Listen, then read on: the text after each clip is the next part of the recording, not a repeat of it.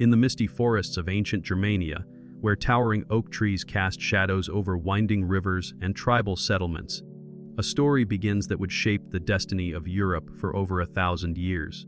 This is the tale of how scattered Germanic tribes transformed into one of history's most powerful and complex empires, a journey marked by conquest, faith, betrayal, and the eternal struggle between unity and division. The very landscape that nurtured these early peoples seemed to whisper promises of greatness, with its dense woodlands providing both shelter and strategic advantage, while the flowing rivers offered pathways to distant lands and opportunities for trade and conquest. Long before the name Germany ever existed, the lands east of the Rhine River were home to fierce tribal peoples who lived by ancient codes of honor and warfare. The Romans called them Germani, a name that would echo through the centuries, but these were not a single people. They were dozens of distinct tribes, each with their own customs, dialects, and territorial claims. The Cherushi roamed the northern plains, their warriors renowned for their skill with the spear and their unwavering loyalty to their chieftains. The Suebi controlled vast territories along the Elbe River, organizing themselves into powerful confederations that could field armies of unprecedented size. The Cimbri and Teutones had already demonstrated their martial prowess by terrorizing Roman territories decades before, while countless smaller tribes carved out their domains in the dense woodlands and river valleys of Central Europe. These Germanic tribes possessed a complexity that Roman observers often failed to comprehend or deliberately ignored in their accounts. Each tribe developed its own unique relationship with the natural world around them, creating elaborate mythologies that explained the mysteries of forest, river, and sky.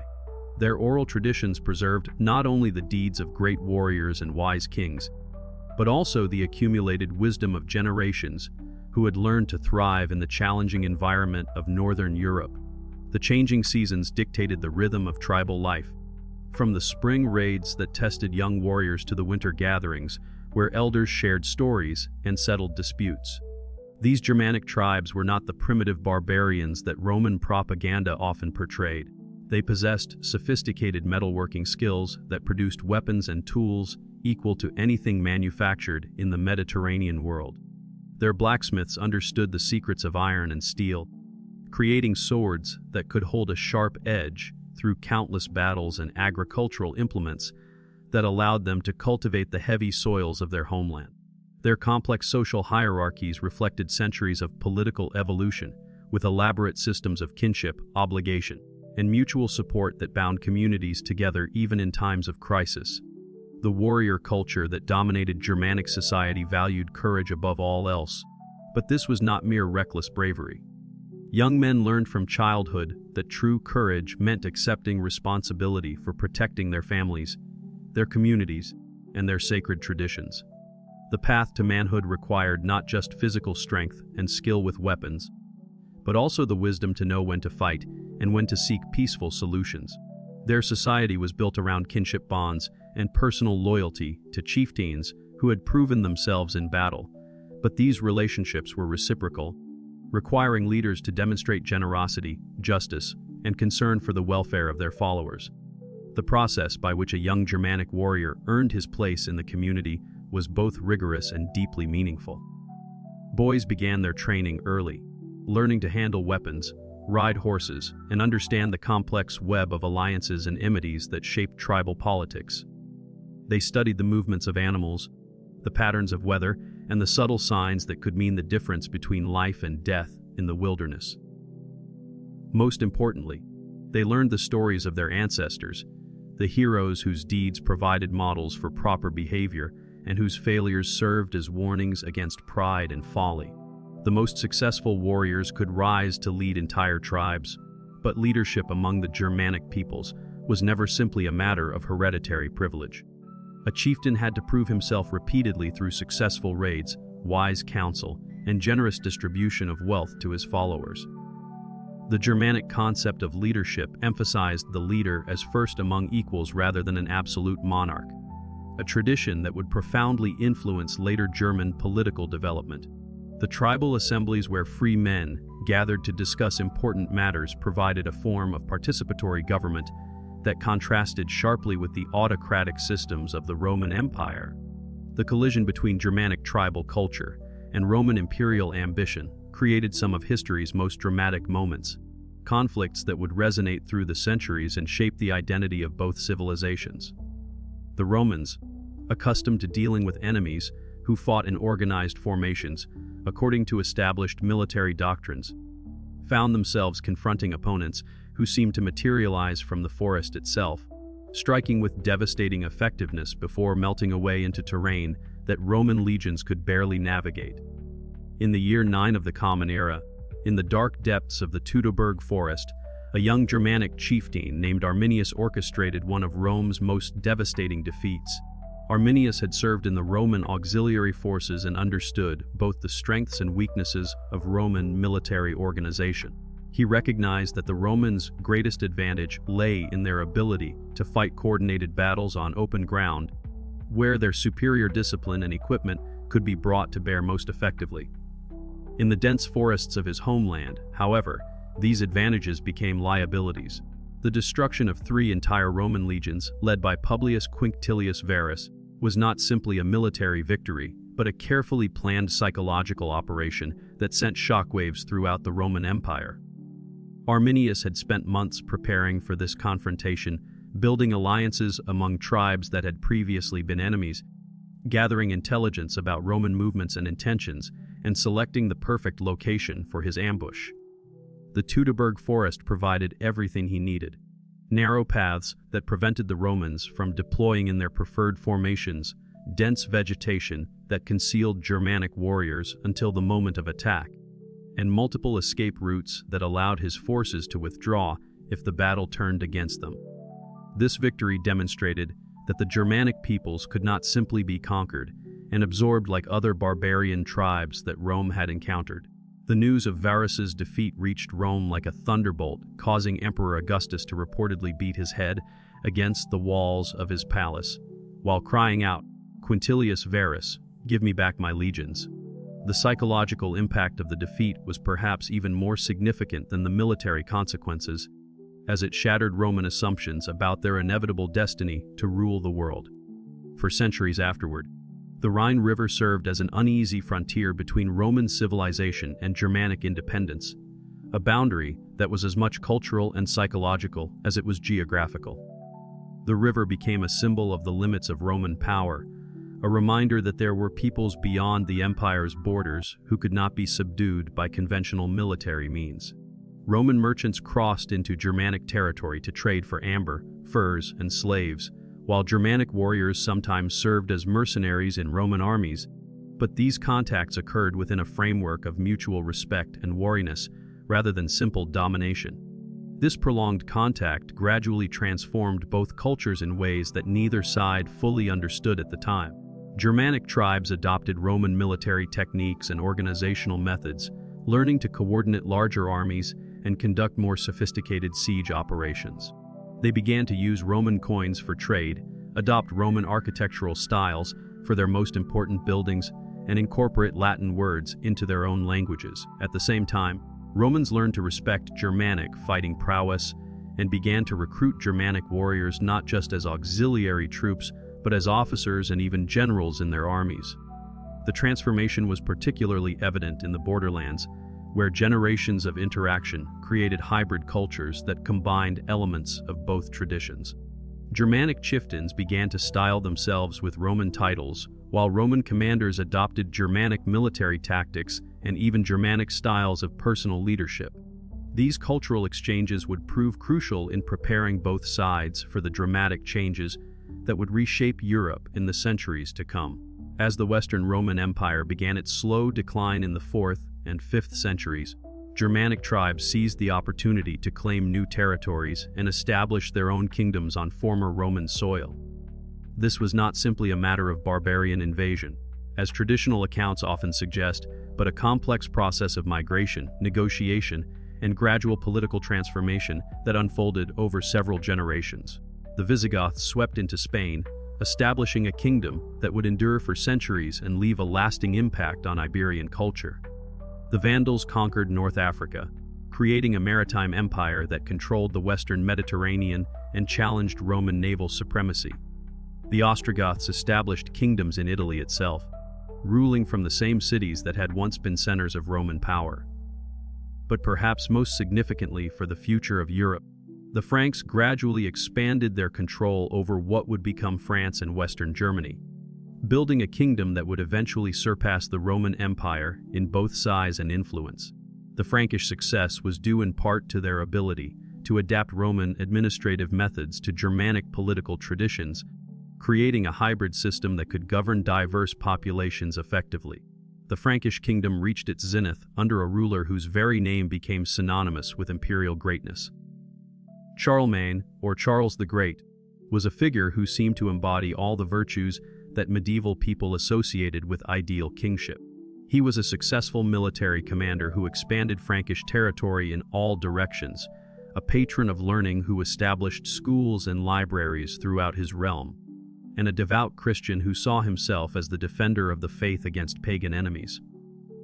His physical presence was as impressive as his achievements, standing over 6 feet tall at a time when most men were significantly shorter, with a commanding voice and a personality that inspired both fear and devotion in those who served him. Charlemagne's coronation as Emperor of the Romans by Pope Leo III on Christmas Day in the year 800 was a moment of profound historical significance that resonated far beyond the immediate political circumstances that brought it about. This ceremony deliberately evoked memories of Charlemagne's coronation 162 years earlier and established what historians would later call the Carolingian Empire, stretching from the Atlantic Ocean to the Danube River and from the North Sea to the Mediterranean. The empire represented something entirely new in European history, neither purely Germanic nor Roman, but a fusion of both traditions under Christian authority. The emperor's court at Aachen became a center of culture and scholarship that attracted intellectuals from across Europe, creating what historians call the Carolingian Renaissance. Scholars from Ireland, England, Italy, and Spain gathered to copy ancient manuscripts, develop new forms of writing, and create educational programs that would preserve classical learning for future generations. Charlemagne himself, though probably illiterate according to medieval standards, understood the importance of education and learning for effective governance. He established schools not just for the nobility, but also for promising students from lower social classes, recognizing that administrative competence was more important than noble birth. Charlemagne's empire represented the first successful attempt to unite most of Western Europe under a single government since the fall of the Western Roman Empire. The emperor established schools, promoted learning, and created a standardized system of weights and measures that facilitated trade and communication across his vast domains. His legal reforms attempted to balance Germanic customary law with Roman legal principles, creating a hybrid system that could govern diverse populations with different cultural backgrounds and traditions. The emperor's military reforms created a professional army that could maintain order across enormous distances and defend against external enemies. For the first time since the fall of Rome, much of Western Europe was united under a single ruler who possessed both the vision and the resources necessary to implement large-scale reforms. Charlemagne's government issued capitularies, detailed instructions for local administrators that covered everything from the proper conduct of church services to the maintenance of roads and bridges. The emperor's personal involvement in the details of governance was remarkable, as he traveled constantly throughout his realm, holding court in different cities, and personally investigating complaints about local officials. But Charlemagne's grand vision contained the seeds of its own destruction, contradictions that would ultimately prove impossible to resolve within the framework of medieval political organization. According to Frankish law and custom, a king's realm should be divided among his sons upon his death, a tradition that reflected the personal nature of medieval kingship, but made it virtually impossible to maintain large political units over multiple generations. The emperor understood this problem and attempted to address it through careful planning and the designation of a single heir. But the fundamental tension between Germanic inheritance customs and imperial unity could not be easily resolved. When Charlemagne died in 814, His empire was inherited by his son Louis the Pious, who managed to hold the vast territory together through a combination of political skill and religious authority.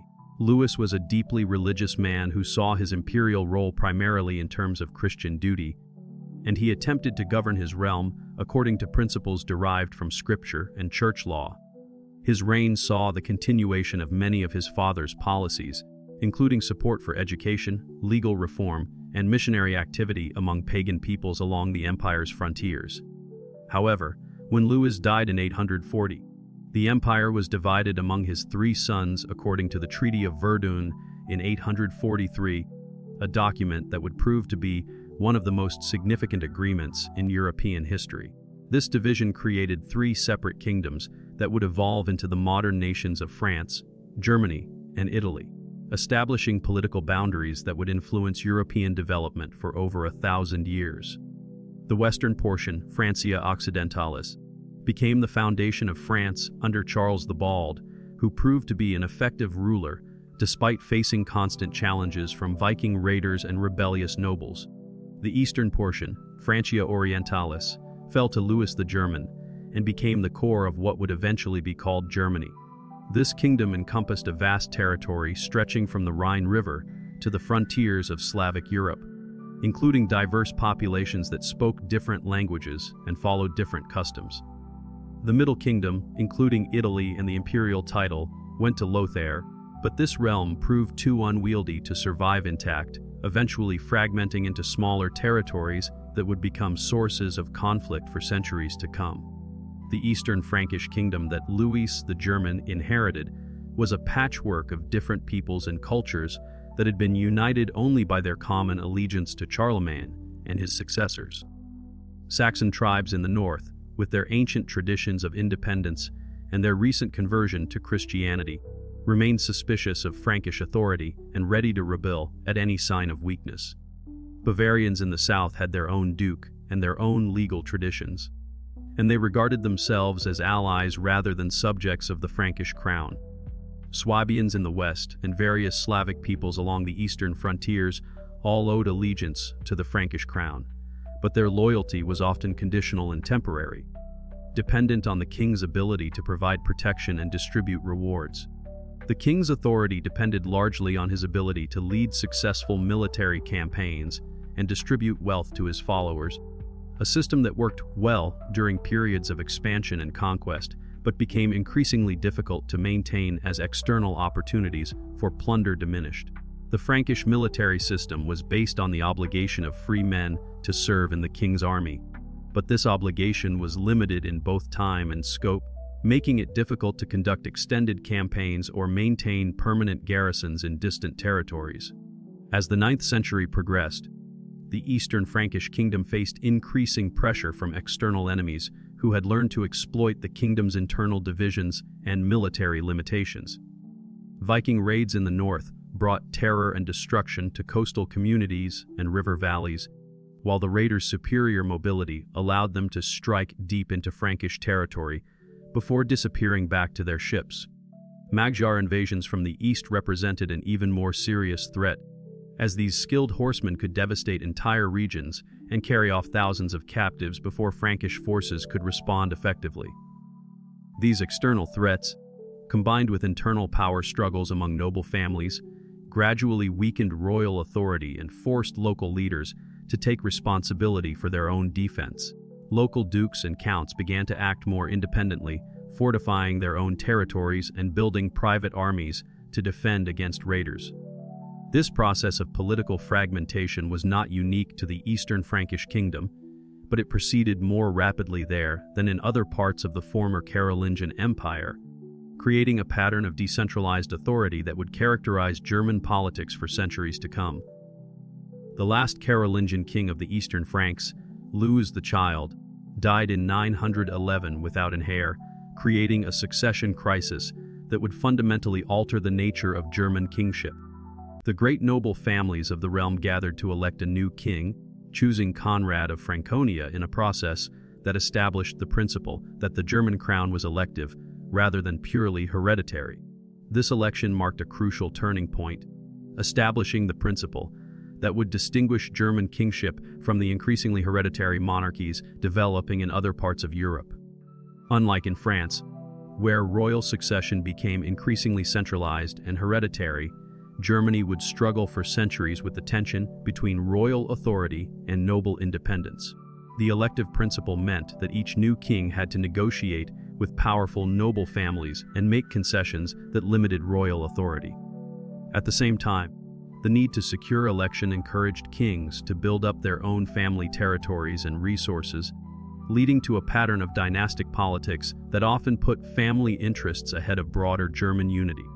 Conrad's reign was marked by constant warfare against rebellious dukes who refused to acknowledge his authority and who possessed the military resources to challenge royal power directly. The most powerful of these was Henry of Saxony, whose family controlled vast territories in northern Germany and who commanded the loyalty of Saxon tribes that had never fully accepted Frankish rule. Conrad's attempts to assert royal authority in Saxony led to years of destructive warfare that weakened both the crown and the rebellious dukes. When Conrad died in 918, he reportedly advised that Henry be chosen as his successor, recognizing that only the Saxon duke had the strength to unite the fractious German nobles and defend the kingdom against external enemies. This recommendation reflected Conrad's understanding that effective kingship in Germany required not just legal authority, but also the practical ability to command respect and obedience from powerful regional leaders. Henry the Fowler, as he came to be known, proved to be one of medieval Germany's most effective rulers, a man who understood the delicate balance between royal authority and noble independence that would characterize German politics for centuries to come. He recognized that royal power in Germany could not be based on absolute authority, but required careful negotiation and compromise with powerful dukes who controlled their own territories and commanded their own armies. Rather than attempting to destroy the power of the great duchies, Henry chose to work with them, allowing the duchies of Saxony, Franconia, Swabia, Bavaria, and Lotharingia to maintain considerable autonomy while gradually building up royal resources and military strength. Henry's approach to kingship reflected both practical necessity and genuine political wisdom. He understood that the German kingdom was too large and too diverse to be governed through direct royal control, and that attempts to impose such control would only lead to rebellion and civil war. Instead, he focused on building consensus among the great noble families and demonstrating the value of royal leadership through successful military campaigns and effective crisis management. The Magyar threat provided Henry with the opportunity to demonstrate his leadership and unite the German nobles behind a common cause that transcended their local rivalries and ambitions. These fierce horsemen from the Hungarian plains had been raiding deep into German territory for decades, carrying off captives and treasure while avoiding pitched battles with heavily armored German knights. Their mobility and tactical skill made them nearly impossible to defeat using conventional military methods, and their raids had become so frequent and destructive that entire regions were being depopulated.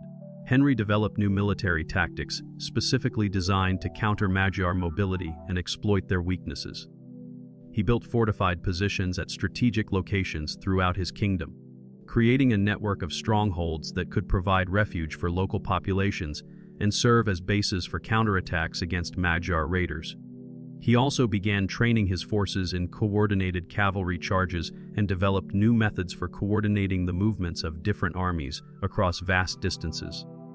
The decisive confrontation came in 933 at the Battle of Ried, where Henry's forces achieved a crushing victory over a large Magyar army that had been ravaging Saxon territory. This triumph not only secured Germany's eastern frontier, but also established Henry's reputation as a divinely blessed ruler whose military genius could protect Christian Europe against pagan invaders. The victory demonstrated that the German kingdom could successfully defend itself against external enemies when united under effective leadership, a theme that would become central to German imperial ideology for centuries to come. The psychological impact of the victory at Ried was perhaps even more significant than its immediate military consequences. For the first time in decades, German nobles had reason to believe that their kingdom could not only survive, but actually prosper under royal leadership.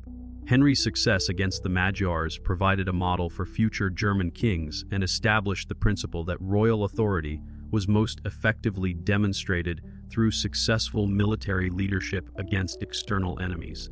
When Henry died in 936, the German nobles unanimously elected his son Otto as king, a decision that reflected both their satisfaction with Henry's leadership and their confidence in the Saxon dynasty's ability to continue providing effective governance.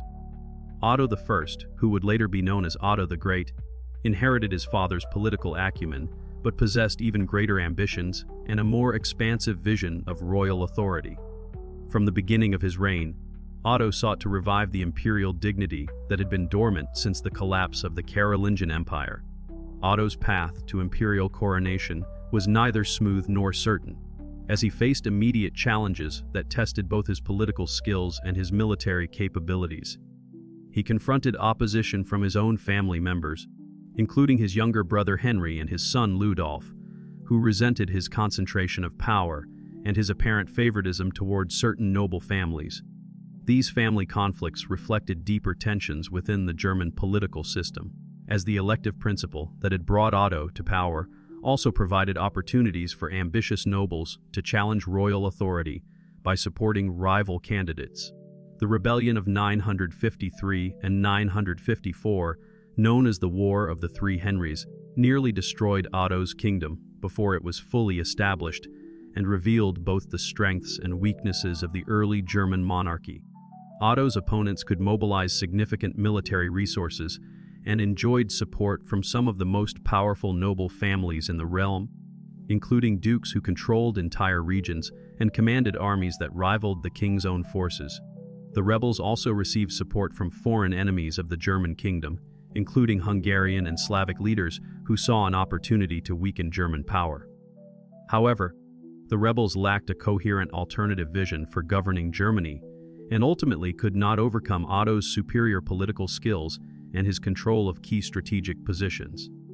Otto demonstrated remarkable skill in dividing his opponents, offering concessions to some while ruthlessly suppressing others.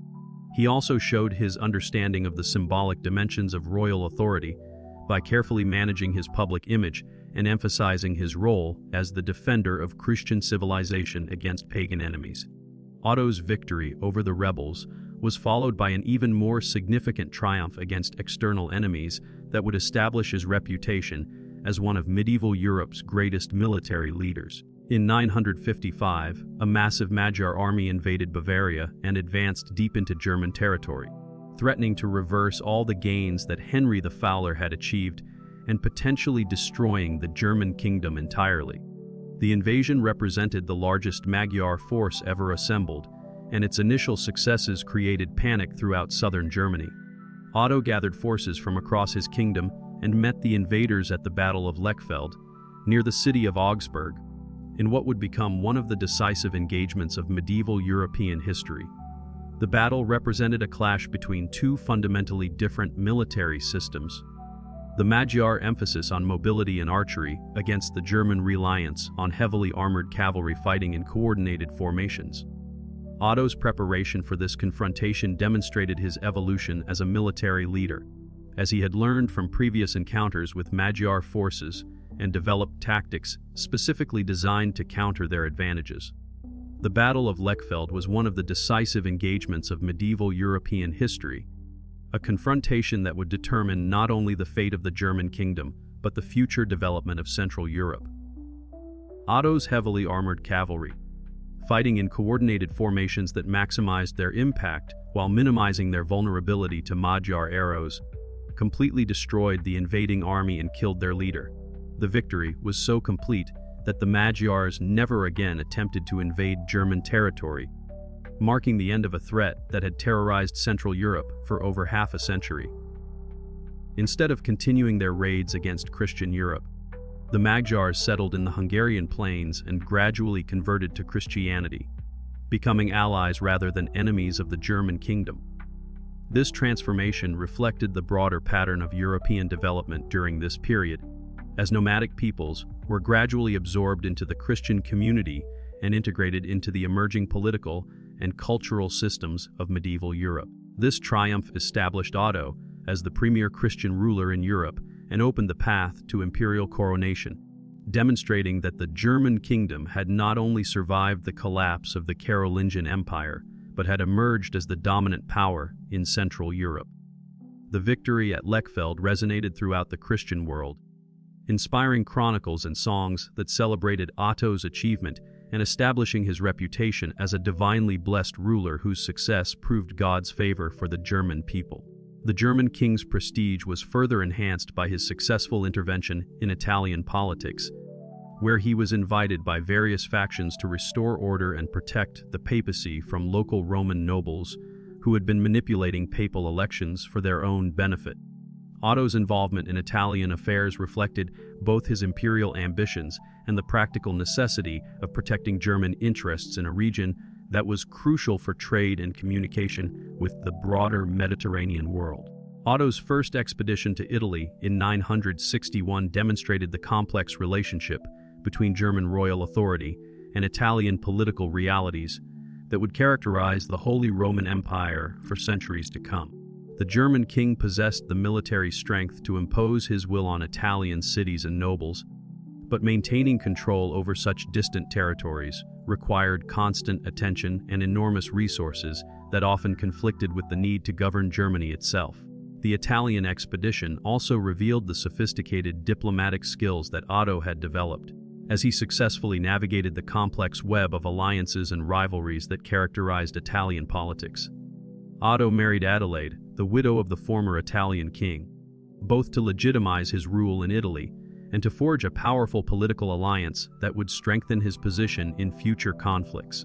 This marriage reflected Otto's understanding that successful medieval kingship required not just military prowess, but also the ability to build lasting political relationships through carefully chosen matrimonial alliances.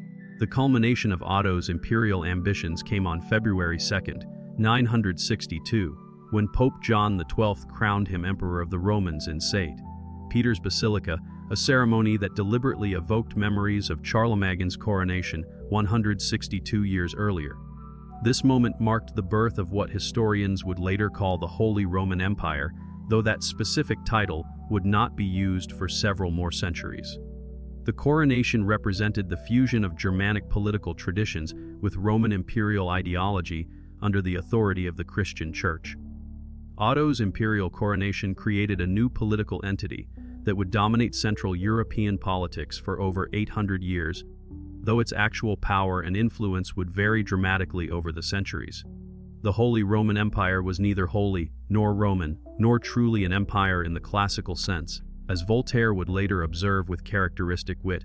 Instead, it was a complex confederation of German territories united under an elected emperor who also claimed authority over northern Italy and theoretical supremacy over all Christian rulers. The relationship between the German emperor and the Pope was fundamental to the Holy Roman Empire's identity, but also a source of constant tension that would generate conflicts lasting for centuries. The emperor claimed to be the secular protector of Christianity, appointed by God to maintain order and defend the faith against both external enemies and internal corruption. The Pope, however, insisted on his spiritual supremacy and increasingly asserted the right to judge whether temporal rulers were fulfilling their Christian duties, creating an inherent conflict between two authorities that both claimed divine sanction. This tension became apparent almost immediately after Otto's coronation, revealing the fundamental contradictions that would plague the Holy Roman Empire throughout its existence.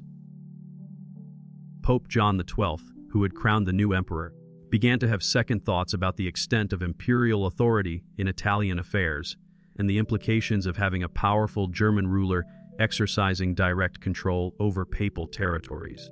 When John attempted to form an alliance with Otto's enemies, the emperor marched on Rome and deposed the Pope, installing his own candidate, Leo VIII, in John's place. The deposition of Pope John XII established a precedent that would haunt the Holy Roman Empire for centuries, demonstrating that imperial authority could extend even to the papal office itself, but also creating lasting resentment within the church hierarchy. German emperors repeatedly found themselves drawn into Italian politics, spending enormous resources and facing constant rebellions in their efforts to maintain control over the Papal States and northern Italian cities. This Italian entanglement would ultimately prove to be one of the empire's greatest weaknesses, diverting attention and resources from the consolidation of German unity. Otto the Great's successors inherited both his imperial dignity and the problems that came with it. Discovering that imperial authority brought responsibilities and challenges that often exceeded the resources available to medieval rulers. Otto II faced rebellions in Germany while trying to extend imperial authority into southern Italy, where he suffered a devastating defeat by Muslim forces at the Battle of Stilo in 982. This defeat demonstrated the limits of German military power and the dangers of overextending imperial resources in pursuit of territorial expansion. Otto III, who became emperor as a child, was raised with grandiose visions of renovating the Roman Empire and establishing a truly universal Christian monarchy, but he died young before he could implement his ambitious plans. His reign illustrated both the potential and the limitations of medieval imperial ideology, as his court became a center of learning and cultural achievement, while his actual political authority remained limited by the practical constraints of medieval governance. The early 11th century brought new challenges to the Holy Roman Empire, as the Salian dynasty came to power following the extinction of the Ottonian line. Henry II, the last of the Ottonian emperors, spent much of his reign fighting wars in Italy and along the eastern frontier against Polish and Hungarian kingdoms that were emerging as significant powers in their own right. When he died childless in 1024, the German nobles elected Conrad II of the Salian family as emperor, beginning a new phase in the empire's development. Conrad II proved to be one of the most effective Holy Roman emperors, successfully balancing the competing demands of German politics and Italian ambitions while maintaining the empire's position as the dominant power in Central Europe. He understood that imperial authority required constant demonstration of military strength and political skill, and he devoted considerable attention to building up the administrative and military resources necessary to govern such a vast and diverse territory effectively. Conrad's reign saw the consolidation of imperial control over northern Italy and the successful integration of the Kingdom of Burgundy into the Holy Roman Empire, achievements that required both military skill and diplomatic finesse. The emperor's success in these endeavors demonstrated that the empire could continue to expand its influence when led by capable rulers who understood the complex requirements of medieval statecraft. The Salian emperors developed new methods of governing their vast and diverse territories, innovations that reflected both the growing sophistication of medieval administration and the particular challenges facing the Holy Roman Empire. They relied increasingly on ministeriales, unfree knights who owed their positions entirely to imperial favor and could not pass their offices to their children. This system allowed the emperors to bypass the great noble families who had traditionally dominated German politics and create a more centralized administrative structure that was directly responsive to imperial authority.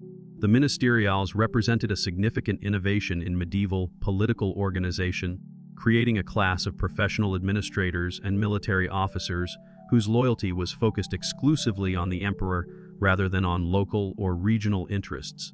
These men often rose from humble origins to positions of considerable power and influence, demonstrating the social mobility that was possible within the imperial system when merit was rewarded over noble birth. However, the most significant development during the Salian period was the growing conflict between imperial and papal authority that would dominate European politics for over 2 centuries. As the church reform movement gained momentum in the 11th century, reformist popes began to challenge the traditional practice of lay investiture, whereby kings and emperors appointed bishops and abbots and invested them with the symbols of their spiritual office. This challenge struck at the heart of medieval political organization, as control over church appointments was crucial for maintaining royal authority and ensuring the loyalty of the ecclesiastical hierarchy. The investiture controversy erupted into open conflict during the reign of Henry IV, when Pope Gregory VII declared that the emperor had no right to appoint bishops and threatened to excommunicate Henry if he continued the practice. This confrontation represented a fundamental challenge to the traditional relationship between secular and spiritual authority that had provided the foundation for medieval political organization since the time of Charlemagne. Henry responded by declaring Gregory deposed and installing his own antipope, a dramatic escalation that demonstrated his determination to maintain imperial prerogatives but also revealed his willingness to risk a complete break with the papacy. This action backfired spectacularly when many German nobles used the papal excommunication as an excuse to rebel against imperial authority, demonstrating how religious conflicts could quickly become political crises that threatened the stability of the entire empire. The dramatic confrontation at Canossa in 1077 became one of the most famous scenes in medieval history, a moment that encapsulated the complex relationship between temporal and spiritual power that characterized medieval European civilization. Henry IV, abandoned by many of his supporters and facing a rebellion that threatened to destroy his kingdom, traveled to northern Italy in the depths of winter to seek papal forgiveness. For 3 days, the Holy Roman Emperor stood barefoot in the snow outside the castle where Pope Gregory was staying, performing public penance until the Pope agreed to lift his excommunication. While Henry's submission at Canossa allowed him to return to Germany and suppress the noble rebellion, it also demonstrated the limits of imperial authority when confronted with spiritual power and revealed the extent to which religious considerations could influence political relationships. The scene became a powerful symbol of papal supremacy over temporal rulers, but it also illustrated the complex interplay between religious conviction and political calculation that characterized medieval statecraft. The investiture controversy continued for decades, weakening both the empire and the papacy while strengthening the independence of German noble families who learned to play imperial and papal authority against each other for their own advantage. The prolonged conflict drained imperial resources, diverted attention from other pressing problems, and created lasting divisions within German society that would influence political development for centuries to come. The resolution of the investiture controversy came with the Concordat of Worms in 1122, negotiated between Henry V and Pope Calixtus II after years of destructive conflict that had exhausted both sides. This agreement established a compromise whereby the emperor retained the right to invest bishops with their temporal authority while acknowledging papal control over spiritual appointments. The Concordat represented a recognition by both sides that neither could achieve complete victory, and that some form of accommodation was necessary for the stability of Christian Europe.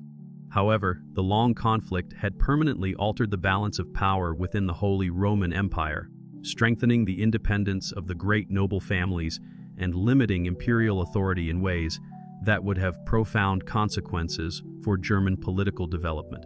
The German nobles had learned that they could successfully challenge imperial authority by appealing to papal support, while the papacy had demonstrated its ability to intervene decisively in German politics when its interests were threatened. The death of Henry V in 1125 without an heir marked the end of the Salian dynasty and opened a new chapter in German history that would see the emergence of new political forces and the further evolution of the empire's complex constitutional structure. The German nobles faced a choice between two powerful candidates, Frederick of Swabia, representing the Hohenstaufen family, and Lothair of Saxony, supported by the Church Reform Party and those nobles who favored limiting imperial authority. The election of Lothair demonstrated the continuing strength of noble independence and papal influence in German politics, as the successful candidate was chosen primarily because he was seen as less likely to challenge the prerogatives of the great dukes or to resume the aggressive imperial policies that had characterized the Salian period. Lothair's reign was marked by his close alliance with the papacy and his successful military campaigns in Italy, but his death in 1137 reignited the succession struggle and opened the way for the Hohenstaufen dynasty to claim the imperial crown. This time, the German nobles chose Conrad III of the Hohenstaufen family, beginning a dynasty that would bring the Holy Roman Empire to its greatest heights and most spectacular collapse. The Hohenstaufen represented a new model of imperial ambition, combining the military traditions of the Swabian nobility with sophisticated political ideas derived from Roman law and Christian theology. Their vision of imperial authority went far beyond the practical concerns of governing Germany and Italy to encompass grandiose dreams of universal monarchy. The Hohenstaufen era represented the culmination of medieval German imperial ambitions, a period when the Holy Roman Empire reached its greatest territorial extent and exercised influence throughout Europe and the Mediterranean world. Conrad III and his successors possessed a vision of universal monarchy that went far beyond their predecessors' more limited goals, seeing themselves as the rightful heirs of both Charlemagne and the Roman Caesars, destined to unite all of Christian Europe under imperial authority. This imperial ideology was supported by sophisticated legal and theological arguments that drew on Roman law, Christian scripture, and Germanic political traditions to justify claims to universal authority. The Hohenstaufen emperors surrounded themselves with scholars and jurists who developed elaborate theories of imperial supremacy, arguing that the emperor derived his authority directly from God and that all other rulers were subordinate to imperial power. Conrad's reign was dominated by his participation in the Second Crusade, which ended in disaster and significantly weakened imperial prestige, while demonstrating the dangers of pursuing ambitious foreign policies without adequate preparation or resources. The failure of the Second Crusade revealed the limits of medieval military organization and the difficulties of coordinating large-scale military operations across vast distances, lessons that would influence European military development for centuries to come. However, Conrad's nephew and successor, Frederick Barbarossa, would prove to be one of the most remarkable rulers in medieval European history, a figure who embodied the ideals of medieval kingship while also demonstrating the practical skills necessary for effective governance. Frederick I combined military prowess, political skill, and cultural sophistication in a way that made him the embodiment of medieval imperial ideals and established him as one of the most celebrated rulers of the medieval period. Frederick Barbarossa's reign began in 1152 with his coronation as German king and continued until his death during the Third Crusade in 1190, a period of 38 years during which he transformed the Holy Roman Empire into the dominant power in Europe, while simultaneously sowing the seeds of its eventual decline through his obsessive pursuit of imperial authority in Italy. His reign illustrated both the potential and the limitations of medieval imperial ambition, demonstrating what could be achieved through exceptional leadership while also revealing the structural problems that would ultimately destroy the Hohenstaufen dynasty. The emperor's Italian campaigns became legendary for their scale and ambition, as Frederick led 6 separate expeditions across the Alps in his efforts to establish direct imperial control over the wealthy northern Italian cities that had grown increasingly independent during the investiture controversy. These cities, led by Milan, represented a new form of political organization that challenged traditional feudal hierarchies and imperial authority. They had developed sophisticated systems of government based on merchant guilds and citizen assemblies, and they possessed the economic resources necessary to field professional armies that could challenge imperial forces. The conflict between Frederick and the Italian cities represented more than just a struggle for political control. It was a clash between different visions of political organization and different concepts of legitimate authority. The emperor claimed authority based on his imperial dignity and his role as the successor to the Roman Caesars, while the cities asserted their right to self-government based on their economic importance and their ability to provide effective administration for their territories. These cities formed the Lombard League and successfully resisted imperial authority through a combination of military resistance and diplomatic maneuvering that demonstrated the effectiveness of coordinated opposition to imperial power. The League represented an innovative form of political organization that allowed independent cities to coordinate their military and diplomatic efforts while maintaining their individual autonomy, creating a model that would influence European political development for centuries to come. The Battle of Legnano in 1176 marked a turning point in the struggle between imperial authority and urban independence, representing one of the most significant military defeats in medieval European history. Frederick's heavily armored German knights, who had dominated European battlefields for centuries, were defeated by the citizen militias of the Lombard League in a confrontation that demonstrated the effectiveness of new military techniques and the changing nature of medieval warfare. This victory demonstrated that the old feudal military system was becoming obsolete and that new forms of political organization were emerging to challenge imperial authority. The citizen soldiers of the Italian cities fought with a discipline and coordination that matched or exceeded that of professional knights, while their superior knowledge of local terrain and conditions gave them significant advantages over invading armies.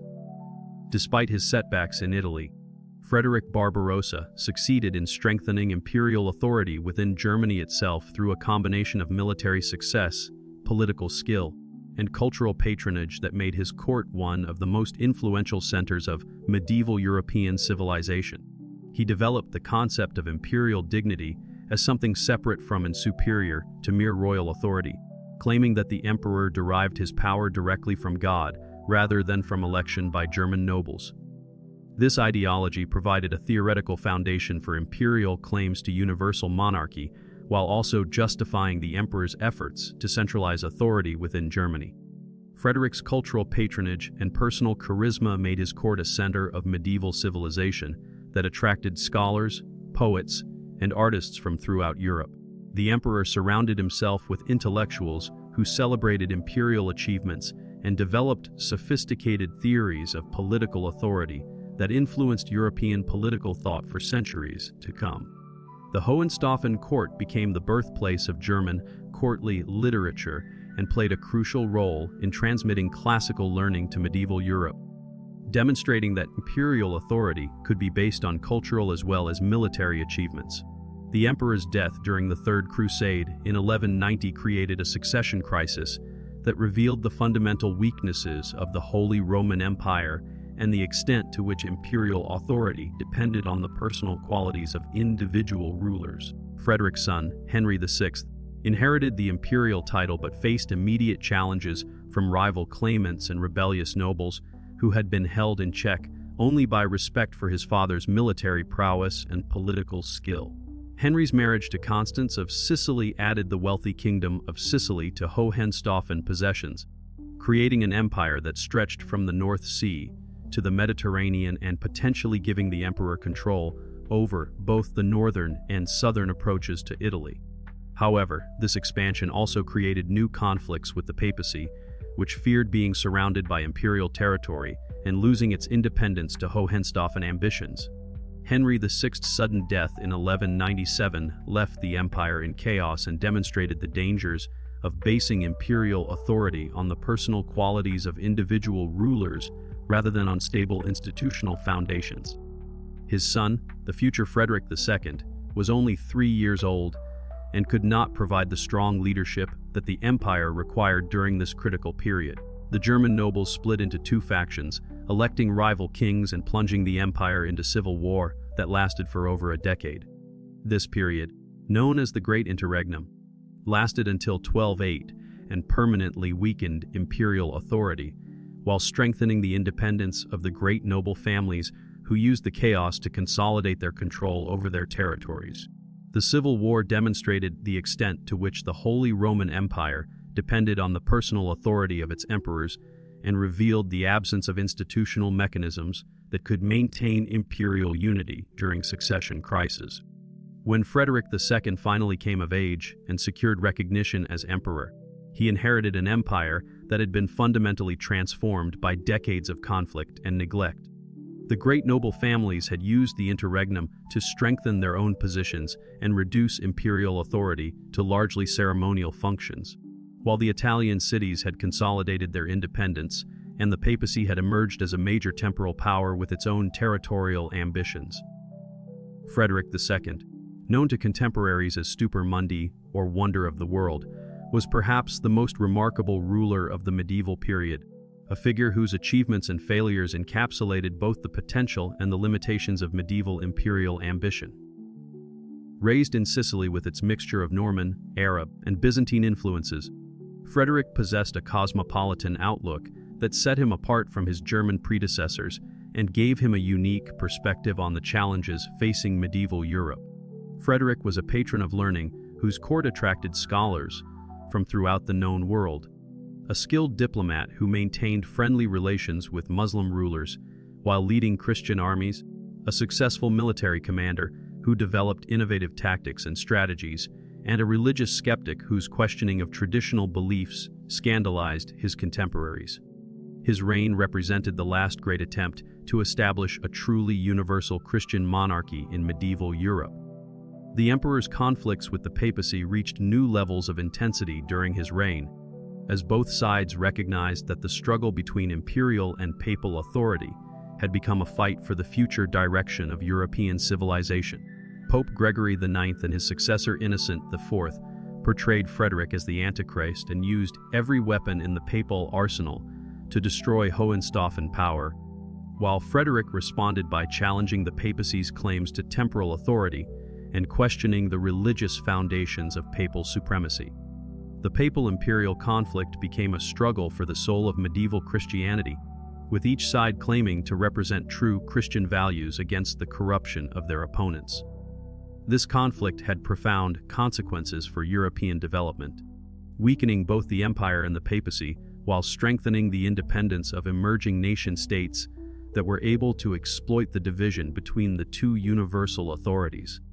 Frederick's death in 1250 marked the effective end of the Holy Roman Empire as a major European power, though the empire would continue to exist in name for another 5.5 centuries. His successors, Conrad IV and Conradin, were unable to maintain Hohenstaufen authority against the combined opposition of the papacy, rebellious German nobles, and independent Italian cities. The execution of the young Conradin in 1268 ended the Hohenstaufen dynasty and left the empire without effective leadership. The Great Interregnum that followed lasted until 1273 and saw the complete collapse of central authority within the Holy Roman Empire, as multiple candidates claimed the imperial title, but none possessed the resources or support necessary to make their claims effective. The German noble families used this period to consolidate their control over their territories and reduce imperial authority to a mere formality, creating a pattern of political fragmentation that would characterize German politics until the 19th century. The election of Rudolf of Habsburg as German king in 1273 began the process of imperial restoration, but the Holy Roman Empire that emerged from the interregnum was fundamentally different from its Hohenstaufen predecessor. The new emperors were forced to acknowledge the independence of the great noble families and could no longer claim universal authority over Christian Europe, marking the end of medieval dreams of universal monarchy. The transformation of the Holy Roman Empire during the 13th century reflected broader changes in European society and politics that were reshaping the medieval world. The rise of powerful monarchies in France and England, the growth of independent city-states in Italy, and the emergence of new forms of economic organization all challenged the feudal system that had provided the foundation for imperial authority, creating a new political landscape that would define European development for centuries to come. As we reach the end of this first phase of German history, from the ancient Germanic tribes through the medieval Holy Roman Empire, we can see the emergence of themes that would continue to shape German development for centuries to come.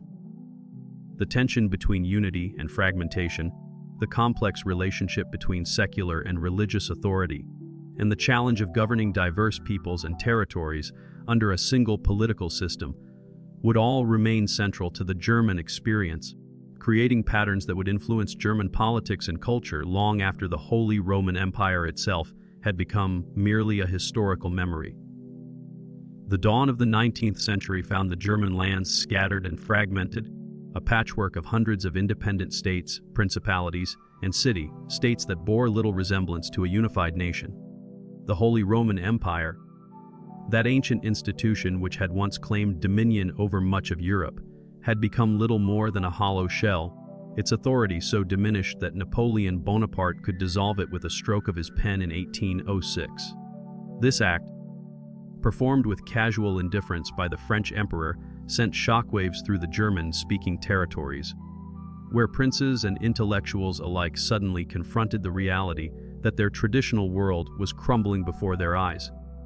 Yet from this apparent chaos and humiliation would emerge one of the most dramatic transformations in European history, as the German people began their long and often painful journey toward national unity. The landscape of the German lands at the opening of the 19th century presented a bewildering maze of political entities, each jealously guarding its independence and traditional privileges. From the great kingdoms of Prussia and Bavaria to tiny principalities that could barely sustain a court, from free imperial cities that governed themselves as merchant republics to ecclesiastical territories ruled by bishops. The German territories embodied centuries of medieval development that had created a system of government unlike anything else in Europe. A traveler crossing from Hamburg to Munich would pass through dozens of different jurisdictions, each with its own laws, customs, currency, and military forces, each demanding tolls and taxes from merchants seeking to conduct trade across these artificial boundaries. The Napoleonic Wars had awakened something profound in the German consciousness, a sense of shared identity that transcended the traditional boundaries of duchy and principality. When French armies marched across German soil, imposing foreign rule and extracting tribute from German cities, they inadvertently created the very nationalism that would eventually drive them out. The sight of French soldiers quartered in German homes, the sound of French commands echoing through German streets, and the burden of French taxes weighing upon German shoulders all contributed to a growing awareness that the German people shared common interests and common grievances that were more important than the ancient rivalries between their rulers. The humiliating defeats at Jena and Auerstedt in 1806, where Prussian forces were crushed by Napoleon's Grande Armée in battles that lasted only a few hours, shocked the German intellectual and political elite into recognizing that their fragmented political system was no match for the centralized power of modern nation-states. The speed and completeness of these defeats, which saw the supposedly invincible Prussian army scattered like leaves before the wind, demonstrated that military excellence alone was insufficient without the backing of a unified national will and modern administrative efficiency. Prussian officers, who had prided themselves on their professional competence, found themselves prisoners of war, while Prussian administrators, who had believed in the superiority of their system, watched helplessly as French bureaucrats took over the governance of their territories with ruthless efficiency. In the universities and coffee houses of German cities, a new generation of thinkers began to articulate a vision of German unity based not on the medieval concept of empire, but on the modern idea of the nation-state.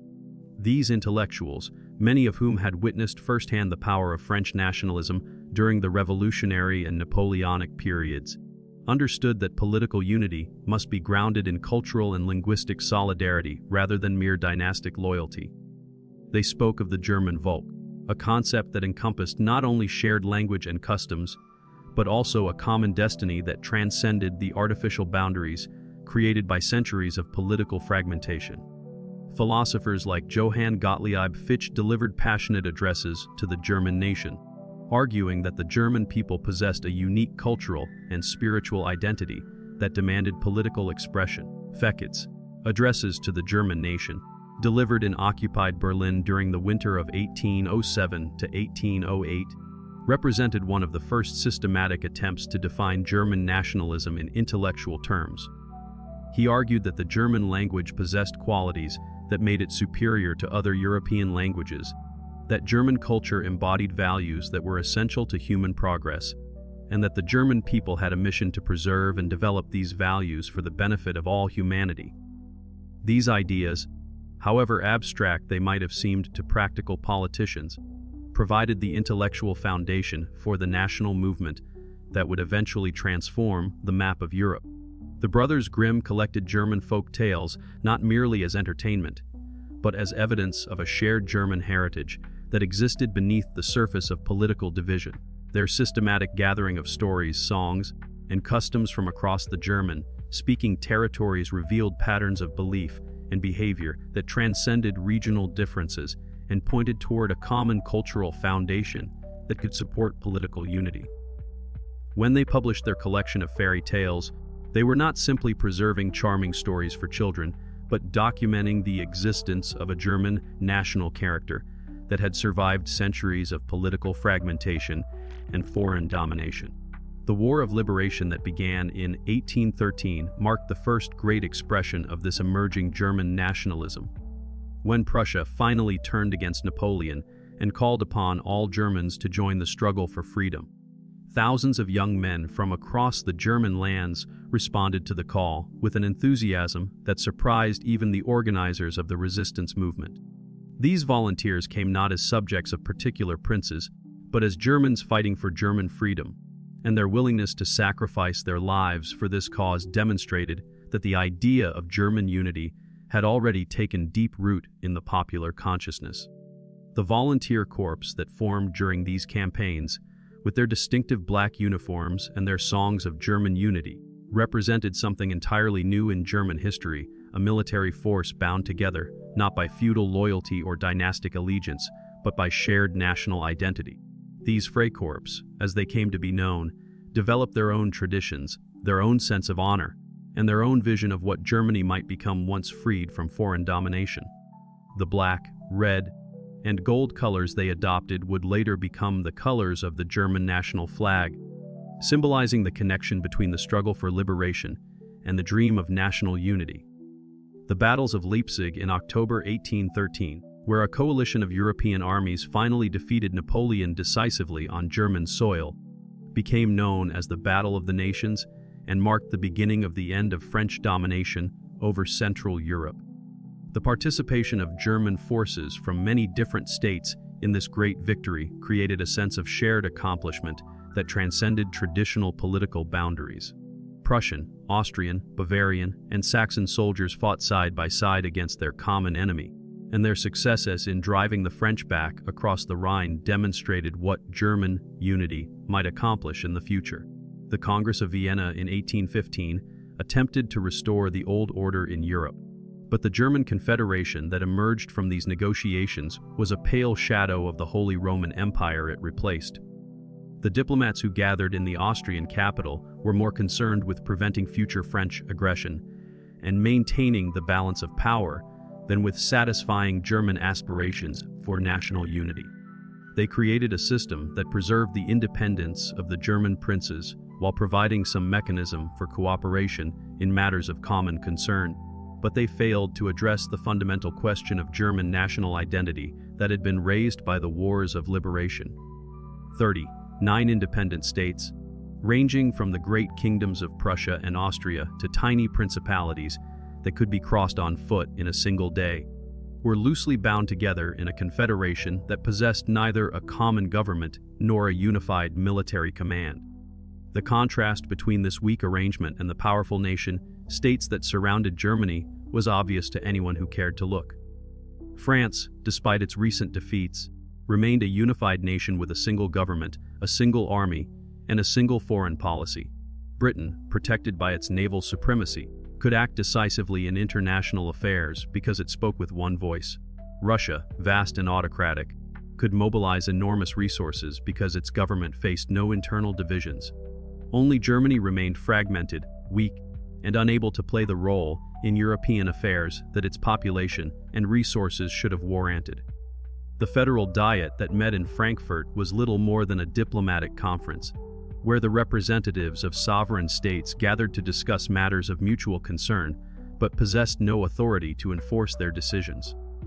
The proceedings of this body, conducted with all the formality of international negotiations, highlighted the absurdity of a system in which German states treated each other as foreign powers.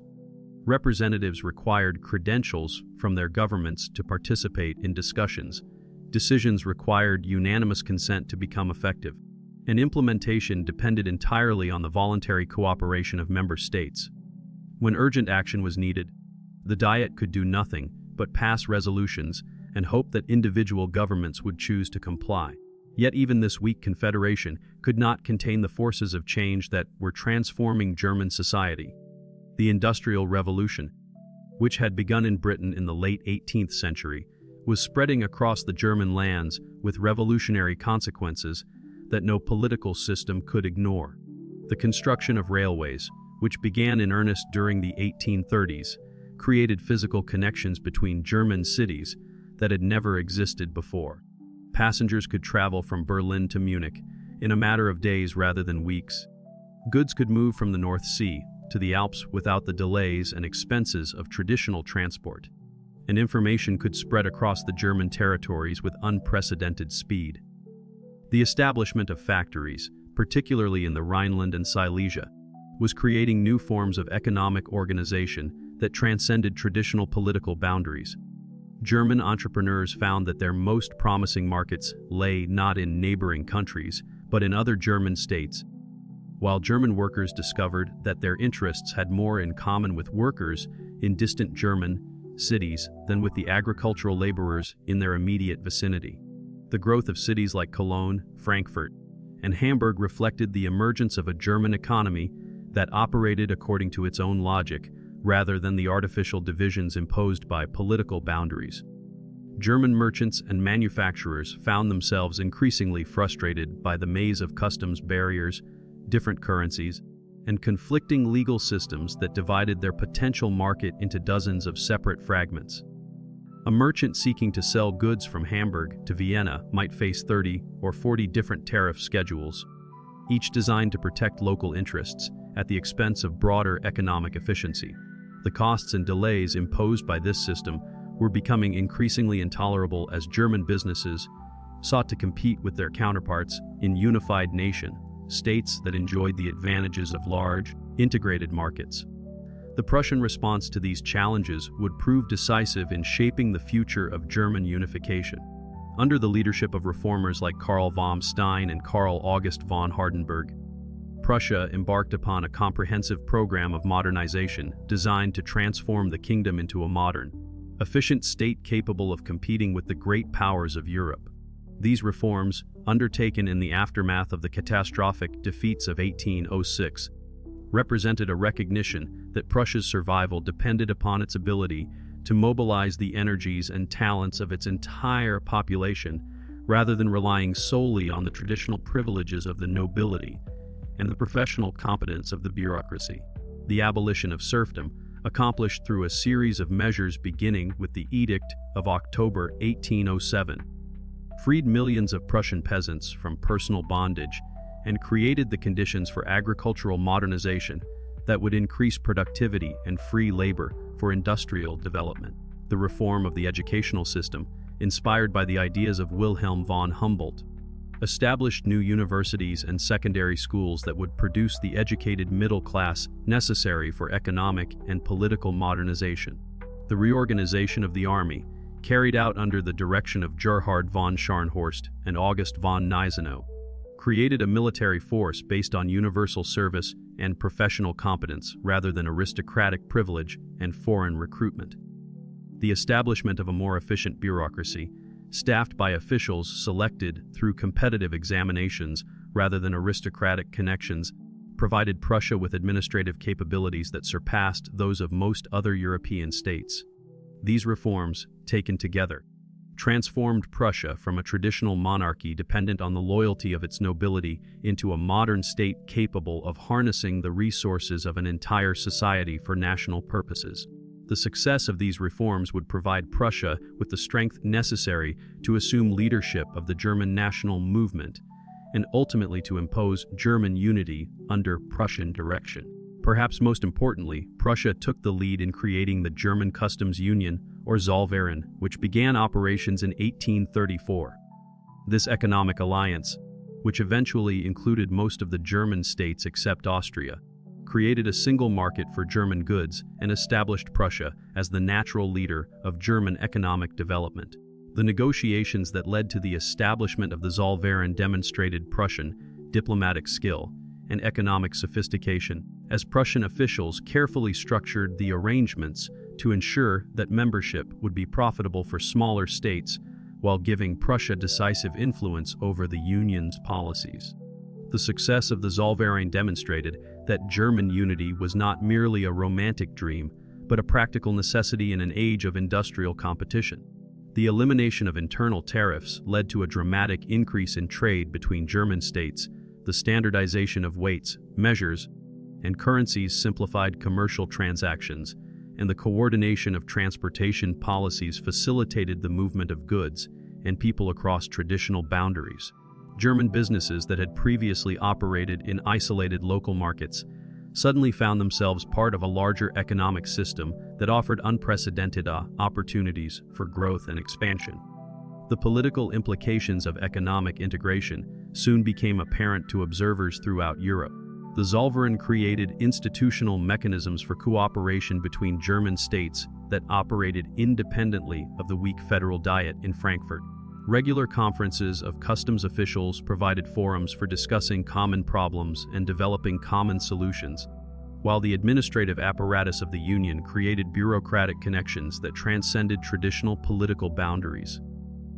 Most importantly, the success of economic cooperation demonstrated that German unity was not only possible but profitable, encouraging those who dreamed of extending cooperation from economic to political affairs. The revolutions of 1848 provided the first serious attempt to create a unified German state through democratic means. When revolution broke out in Paris in February, the revolutionary fervor quickly spread across the German lands, toppling conservative governments and creating new constitutional assemblies in state after state.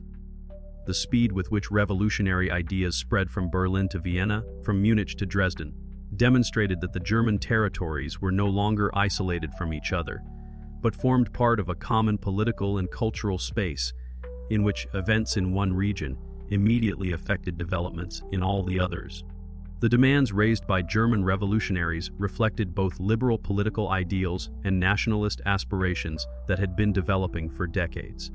Calls for constitutional government, freedom of the press, trial by jury, and other liberal reforms were combined with demands for German unity, national representation, and an end to the fragmentation that had kept the German people weak and divided. The revolutionary assemblies that met in German capitals during the spring of 1848 all grappled with the same fundamental questions: how to create democratic institutions that would protect individual rights while ensuring effective government, and how to achieve German unity without destroying the legitimate interests of individual states. The Frankfurt Parliament, which convened in May 1848, represented the most ambitious attempt yet made to create a democratic German nation-state. The delegates who gathered in the Church of St. Paul in Frankfurt represented the cream of German intellectual and political life, including university professors, lawyers, judges, journalists, and other members of the educated middle class who had long dreamed of creating a unified, democratic Germany. The very composition of this assembly demonstrated how far German society had developed since the end of the Napoleonic Wars, for these men possessed the education, the political experience, and the national vision necessary to undertake the complex task of creating a new form of government. Professors, lawyers, judges, and journalists came together to draft a constitution for a united Germany that would guarantee individual rights, establish democratic institutions, and create a federal system that would balance unity with local autonomy.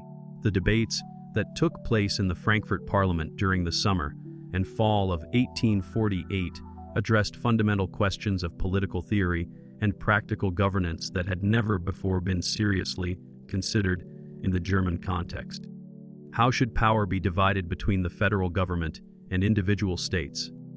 What rights should be guaranteed to individual citizens? How should the head of state be chosen, and what powers should he possess? How could religious and ethnic minorities be protected in a unified German state?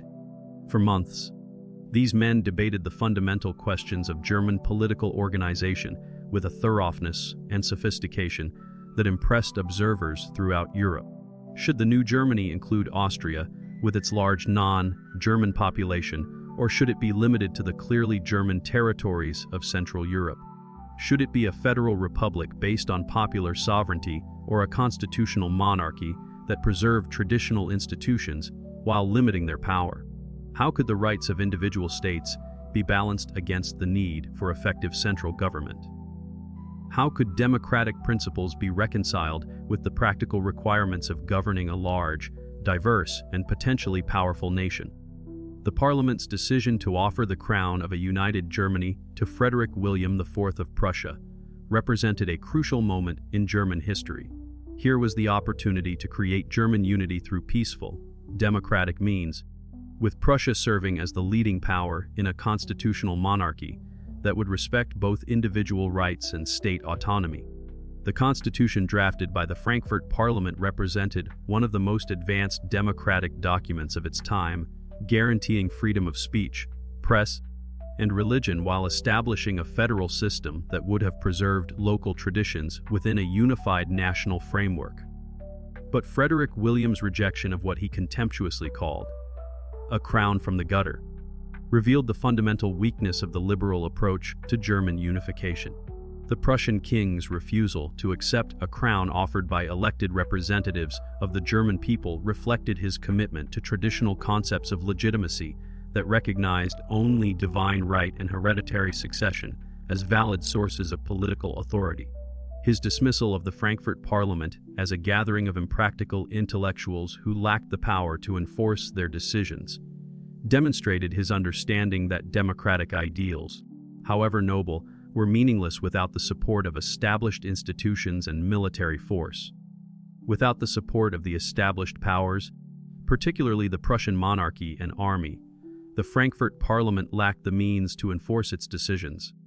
The tragic irony of the German Revolution of 1848 was that the very forces that possessed the power to create German unity were opposed to the democratic principles that the revolutionaries considered essential to legitimate government.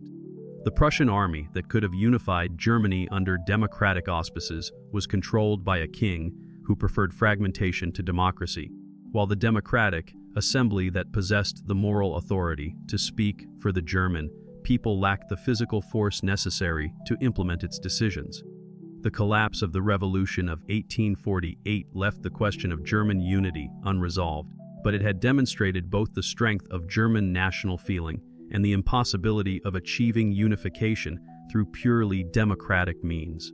The failure of the liberals opened the way for a different approach to German unity, one that would rely not on popular sovereignty and constitutional government, but on Prussian power and military might.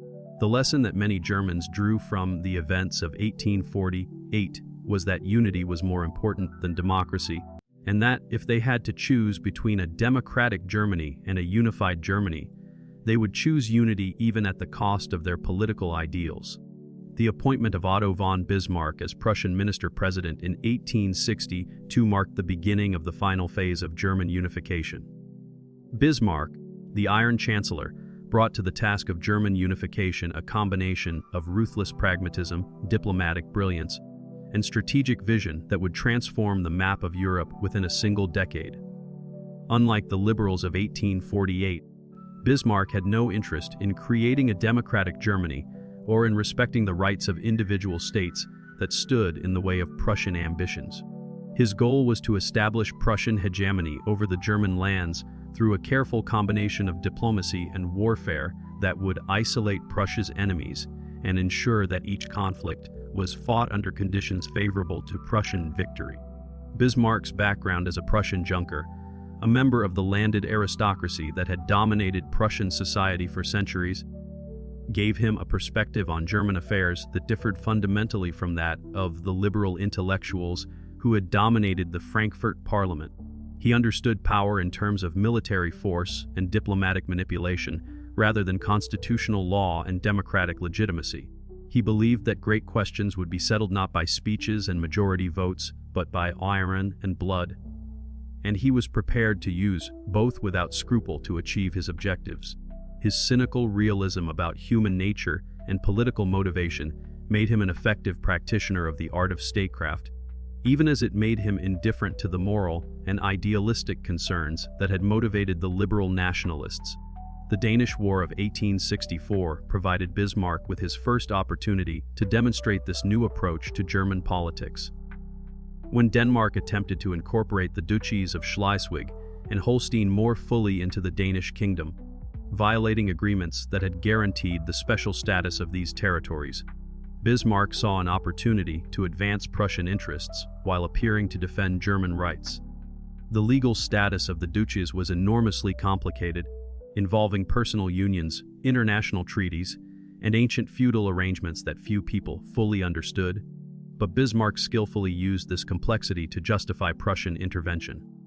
Bismarck skillfully maneuvered Austria into joining Prussia in a war against Denmark.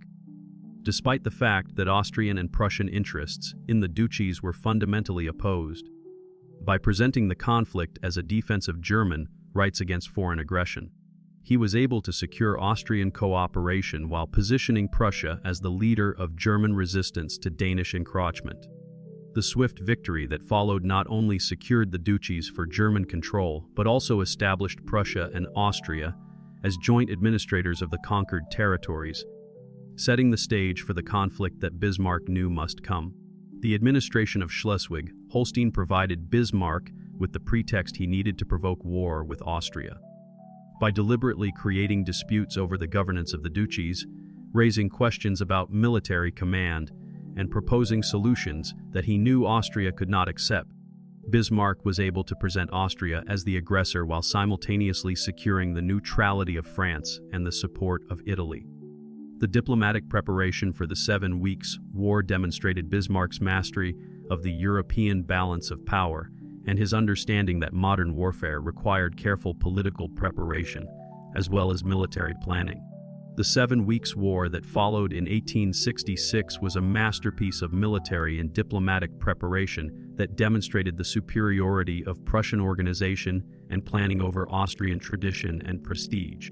The Prussian army that marched into Bohemia in the summer of 1866 was the product of decades of military reform that had created the most efficient fighting force in Europe. The use of railways to mobilize and supply Prussian forces, the employment of breech loading rifles that gave Prussian infantry decisive advantages over their Austrian opponents, and the coordination of multiple army corps in complex strategic maneuvers all demonstrated the extent to which Prussian military science had advanced beyond that of its rivals. The Battle of Königgrätz on July 3, 1866, was one of the most decisive engagements in European history. In a single day, the Prussian army destroyed Austrian power in Germany and established Prussia as the dominant force in Central Europe. The speed and completeness of the victory shocked European observers and demonstrated that the balance of power that had existed since the Congress of Vienna had been permanently altered. The sight of Austrian armies in full retreat, their commanders captured or killed, their artillery abandoned on the battlefield, and their soldiers streaming back toward Vienna in disorder, convinced even the most skeptical observers that a new era in European politics had begun. The casualties at Königgrätz told the story of the battle's decisiveness. Austrian losses exceeded 20,000 men, including thousands of prisoners, while Prussian casualties numbered fewer than 10,000.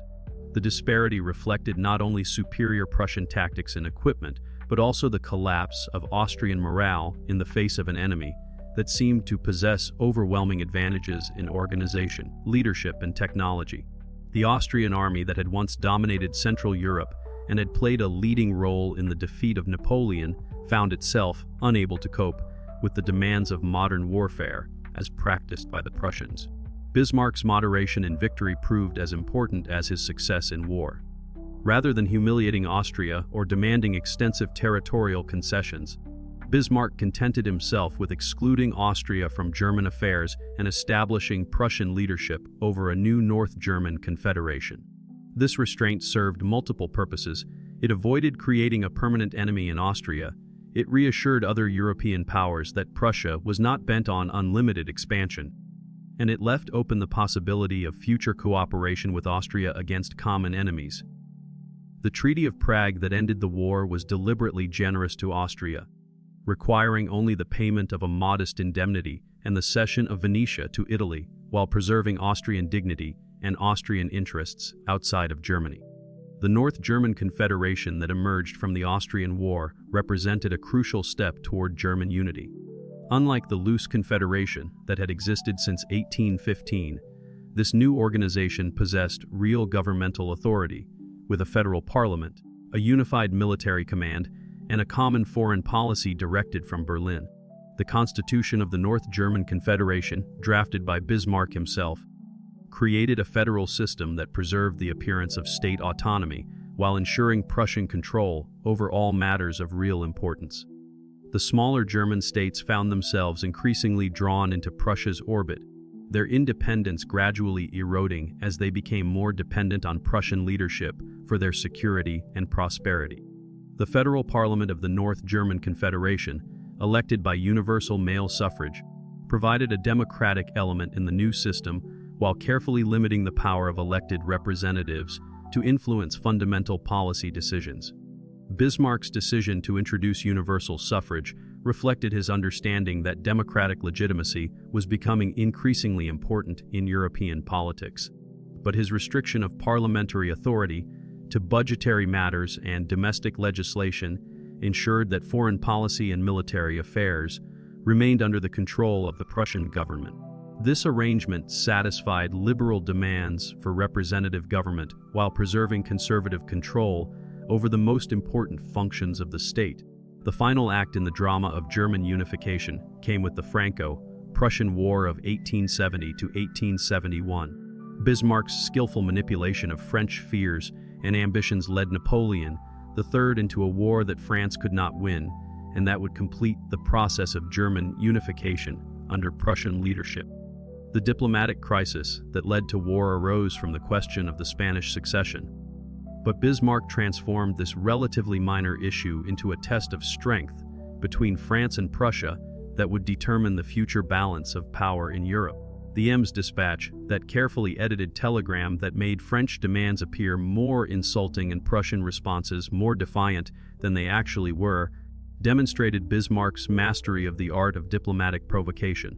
By publishing an edited version of the telegram that emphasized the confrontational aspects of the exchange, while omitting the conciliatory elements, Bismarck was able to present the conflict as a matter of national honor that required military resolution. The French government, already under pressure from public opinion that demanded a strong response to Prussian provocations, found itself committed to a war that it had not really wanted, but could not avoid without appearing weak and indecisive. The war itself unfolded with a speed and decisiveness that astonished the world. Within 6 weeks, the main French armies had been destroyed or captured. Napoleon III was a prisoner, and Prussian forces were marching on Paris. The Battle of Sedan on September 2, 1870, where an entire French army surrendered after being surrounded by Prussian forces, marked the effective end of the Second French Empire and the beginning of a new era in European politics. The capture of Napoleon III himself, along with over 80,000 of his soldiers, demonstrated the complete collapse of French military power and the overwhelming superiority of Prussian organization and leadership. The Siege of Paris that followed lasted through the winter of 1870 to 1871, creating the dramatic backdrop for the proclamation of the German Empire in the Hall of Mirrors at Versailles on January 18, 1871. The choice of Versailles as the site for this ceremony was deliberately symbolic, representing the reversal of centuries of French dominance over European affairs and the emergence of Germany as the leading power on the continent. The Hall of Mirrors, where Louis XIV had received the ambassadors of Europe and where French kings had celebrated their victories over German armies, now witnessed the creation of a German empire that would dominate European politics for the next half-century. The ceremony at Versailles was rich with symbolism that captured the complex nature of German unification. Here, in the palace that had long symbolized French power and glory, the German princes gathered to proclaim their unity under Prussian leadership. King William I of Prussia became German emperor not through popular election or democratic mandate, but through the acclamation of his fellow monarchs, emphasizing that this new Germany was the creation of traditional authority rather than popular sovereignty. The presence of Bismarck, resplendent in his white uniform, overseeing the proceedings that crowned his life's work, symbolized the triumph of Prussian statecraft over both Austrian conservatism and liberal idealism. The German Empire that emerged from the wars of unification was a federal state that balanced Prussian dominance with respect for the traditions and autonomy of the other German states. The imperial constitution crafted by Bismarck created a complex system of government that gave the emperor and his chancellor enormous power in foreign affairs and military matters while allowing the individual states to maintain control over many aspects of domestic policy. This arrangement satisfied the desire of the southern German states for local autonomy, while ensuring that Prussia would control the most important functions of the imperial government. The Reichstag, elected by universal male suffrage, provided a democratic element in the system, but its powers were carefully limited to ensure that it could not challenge the fundamental structure of imperial authority. The chancellor was responsible to the emperor rather than to the parliament. Foreign policy remained the exclusive prerogative of the imperial government, and military affairs were largely removed from parliamentary oversight. This system reflected Bismarck's belief that democratic institutions could be useful in legitimizing government authority and providing outlets for popular participation. But that ultimate power must remain in the hands of traditional elites who possessed the education, experience, and social standing necessary for effective leadership. The new Germany that Bismarck had created was immediately recognized as the dominant power in continental Europe. With a population of over 40 million, the most advanced industrial economy in Europe, and the most efficient military organization in the world, the German Empire possessed resources that dwarfed those of any other European state. The rapid growth of German steel production, the expansion of German railways, the development of German chemical and electrical industries, and the increasing sophistication of German financial institutions all testified to the dynamic energy of the new nation and its capacity for continued growth and development. The speed of German unification and the decisive nature of the victories that had made it possible created a new balance of power that would dominate European politics for the next half-century. The defeat of Austria had eliminated the traditional rival for leadership of Central Europe.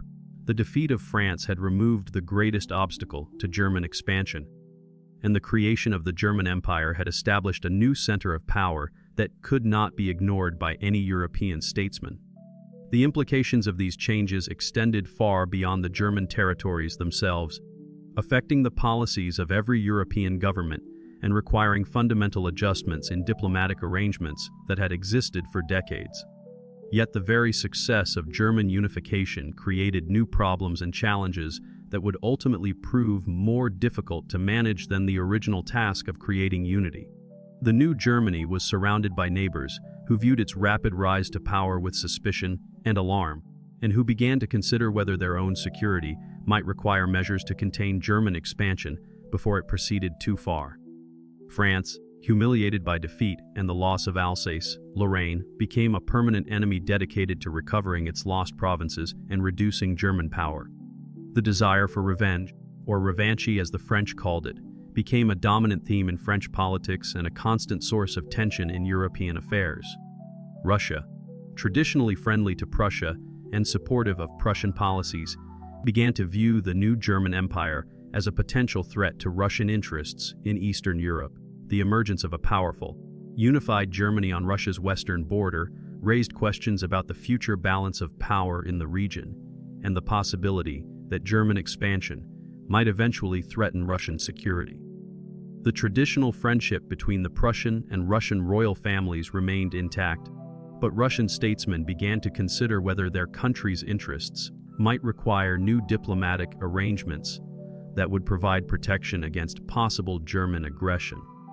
Even Britain, which had generally supported the balance of power on the continent and had viewed German unification as a useful counterweight to French ambitions, began to worry about the implications of German industrial and naval growth.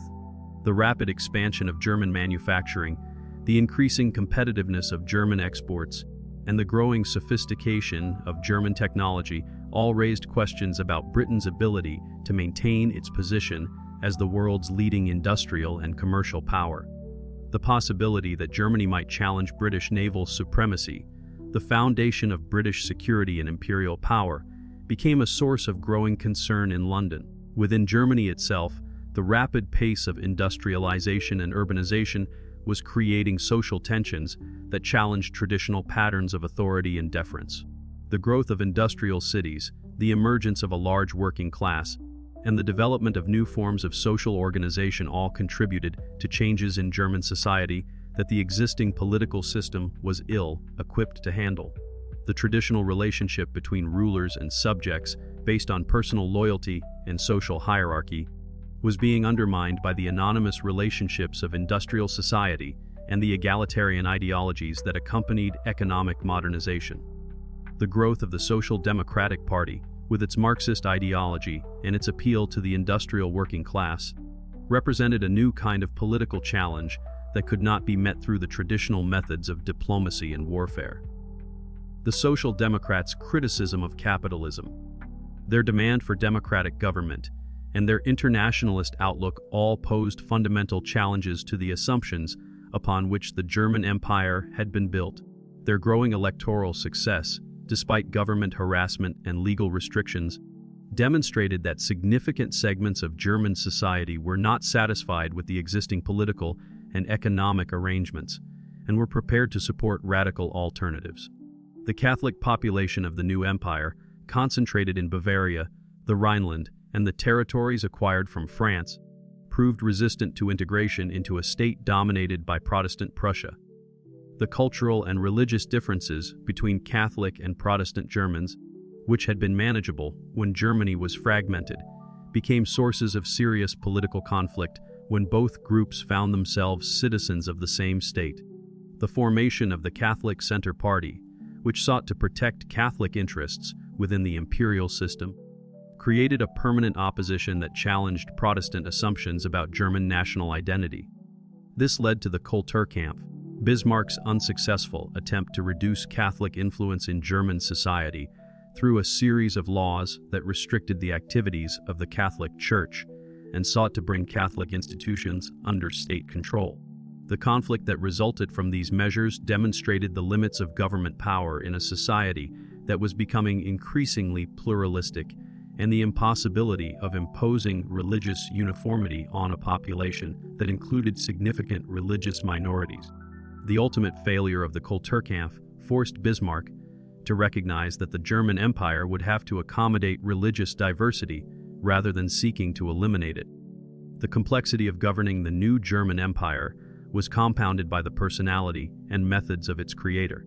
Bismarck's genius lay in his ability to manage crises and manipulate the balance of power to Prussia's advantage, but these same qualities made him ill-suited to the routine tasks of peacetime governance. His authoritarian temperament and his tendency to view political opposition as personal betrayal created unnecessary conflicts with the Reichstag and alienated potential supporters of the imperial system. His domination of the governmental process, while effective during the period of unification, prevented the development of other political leaders who might have been capable of continuing his policies. Bismarck's foreign policy after 1871 was designed to preserve the gains that had been achieved through the wars of unification, while preventing the formation of hostile coalitions that might threaten German security. His system of alliances, which included the Three Emperors League with Austria and Russia, and the Triple Alliance with Austria and Italy, was intended to isolate France and ensure that Germany would not face the nightmare of a two-front war. The complexity of these arrangements, which required constant diplomatic attention and frequent adjustment to changing circumstances, demonstrated both Bismarck's skill as a diplomatist and the precarious nature of Germany's international position. The dismissal of Bismarck by Kaiser Wilhelm II in 1890 marked the end of the founding era of the German Empire and the beginning of a new phase in German history. The young Kaiser, convinced that he could govern more effectively without the Iron Chancellor's guidance, embarked upon a course of personal rule that would ultimately lead to disaster. Wilhelm's erratic personality, his fascination with military display, and his determination to make Germany a world power created tensions both within Germany and with other European powers that Bismarck's more cautious approach had successfully avoided. The Kaiser's belief that Germany deserved a place in the sun reflected a new assertiveness in German foreign policy that abandoned Bismarck's careful attention to the balance of power in favor of a more aggressive pursuit of German interests. Wilhelm's public statements, his interference in international crises, and his support for policies that challenged the existing international order all contributed to the growing perception that Germany was a revisionist power that sought to overturn the arrangements that had maintained European peace since 1871. The Germany of the 1890s was a nation transformed by the rapid pace of industrial development and social change. German steel production had surpassed that of Britain, making Germany the leading producer of this crucial industrial material. German chemical and electrical industries led the world in both innovation and production, with German companies like Bayer, BASF, and Siemens becoming household names throughout Europe and beyond. German universities were setting new standards for scientific research and technological innovation, attracting students and scholars from around the world who sought to learn from German methods and German discoveries. The growth of German cities reflected the pace of economic transformation that was changing the face of the nation. Berlin had become one of Europe's great capitals, with a population that exceeded 2 million and cultural institutions that rivaled those of Paris and London. Hamburg had developed into one of the world's great ports, handling trade that connected Germany with markets around the globe. The Ruhr Valley had emerged as one of Europe's most important industrial regions, with coal mines, steel mills, and manufacturing plants that employed hundreds of thousands of workers and produced goods that competed successfully in international markets. The expansion of German trade reflected the growing competitiveness of German industry and the increasing integration of Germany into the world economy. German exports, which had been negligible at the time of unification, were by the 1890s challenging British and French products in markets throughout Europe and beyond. German merchants established trading posts in Africa, Asia, and Latin America, while German banks provided the financing necessary for international commerce and investment. The success of German business created new wealth that transformed German society and provided the resources necessary for Germany's emergence as a world power. The increasing sophistication of German financial institutions reflected the maturation of the German economy and its growing importance in international finance. The German stock exchanges in Berlin and Frankfurt became major centers of European finance, while German banks like Deutsche Bank and Dresdner Bank established branches throughout Europe and began to compete with British and French institutions for international business. The development of German insurance companies, investment firms, and other financial services created a complex financial system that could support Germany's growing industrial economy and its expanding international trade. Yet this economic success came at a social cost that was becoming increasingly difficult to ignore. The working conditions in German factories, while generally better than those in other European countries, still involved long hours, dangerous machinery, and exposure to industrial hazards that took a heavy toll on workers' health and well-being. The overcrowding in German cities, caused by the rapid influx of workers from rural areas, created housing shortages, sanitation problems, and social tensions that challenged traditional methods of urban governance. The growing gap between rich and poor, while perhaps inevitable in a rapidly industrializing society, created sources of discontent that threatened the stability of the imperial system. The emergence of a wealthy industrial bourgeoisie, whose lifestyle and values differed markedly from those of the traditional aristocracy, complicated German social structure and created new forms of class conflict. At the same time, the development of a large industrial working class, concentrated in the growing cities and increasingly conscious of its separate interests, provided a potential base of support for radical political movements that challenged the existing order. The Social Democratic Party continued to grow despite government repression, winning increasing shares of the popular vote and presenting a vision of German society based on social justice rather than national power. The party's Marxist ideology, its criticism of capitalism, and its demands for democratic government all posed fundamental challenges to the assumptions upon which the German Empire had been built. The success of social democratic candidates in Reichstag elections demonstrated that significant segments of the German population were not satisfied with the existing political and economic arrangements and were prepared to support alternatives that promised greater equality and more democratic governance. The naval rivalry with Britain that developed during the 1890s and early 1900s represented perhaps the most dangerous consequence of Germany's new assertiveness on the world stage. Kaiser Wilhelm's determination to build a fleet that could challenge British naval supremacy was based on the mistaken belief that naval power alone could secure Germany's position as a world power. The theories of Admiral Alfred Thayer Mahan, which emphasized the importance of sea power in international relations, had convinced the Kaiser and his advisors that Germany could never be truly secure or truly great without a powerful navy that could protect German commerce and project German power around the globe.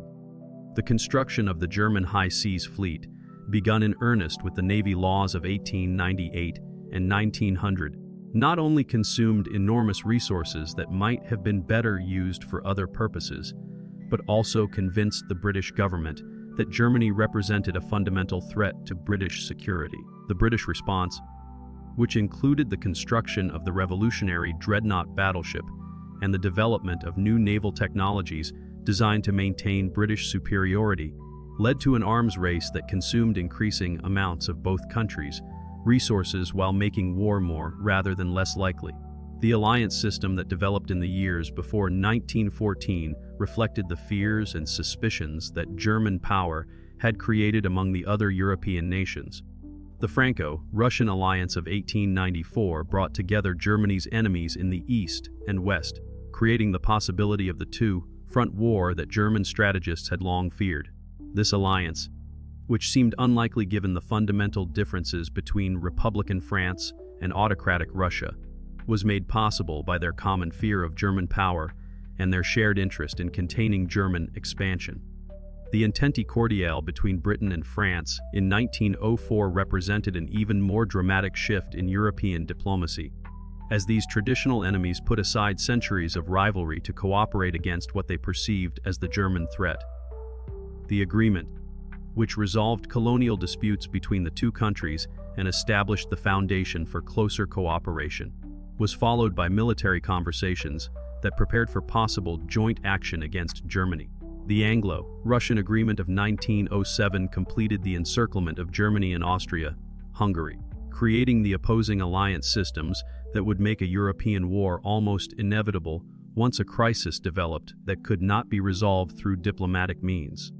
The series of international crises that marked the years before 1914 demonstrated the increasing instability of the European balance of power and the growing likelihood that minor disputes might escalate into major conflicts.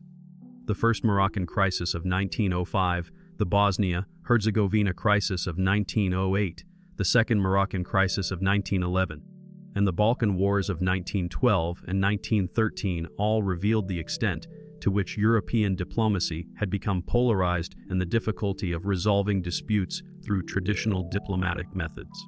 The July crisis of 1914, triggered by the assassination of Archduke Franz Ferdinand in Sarajevo on June 28, provided that crisis.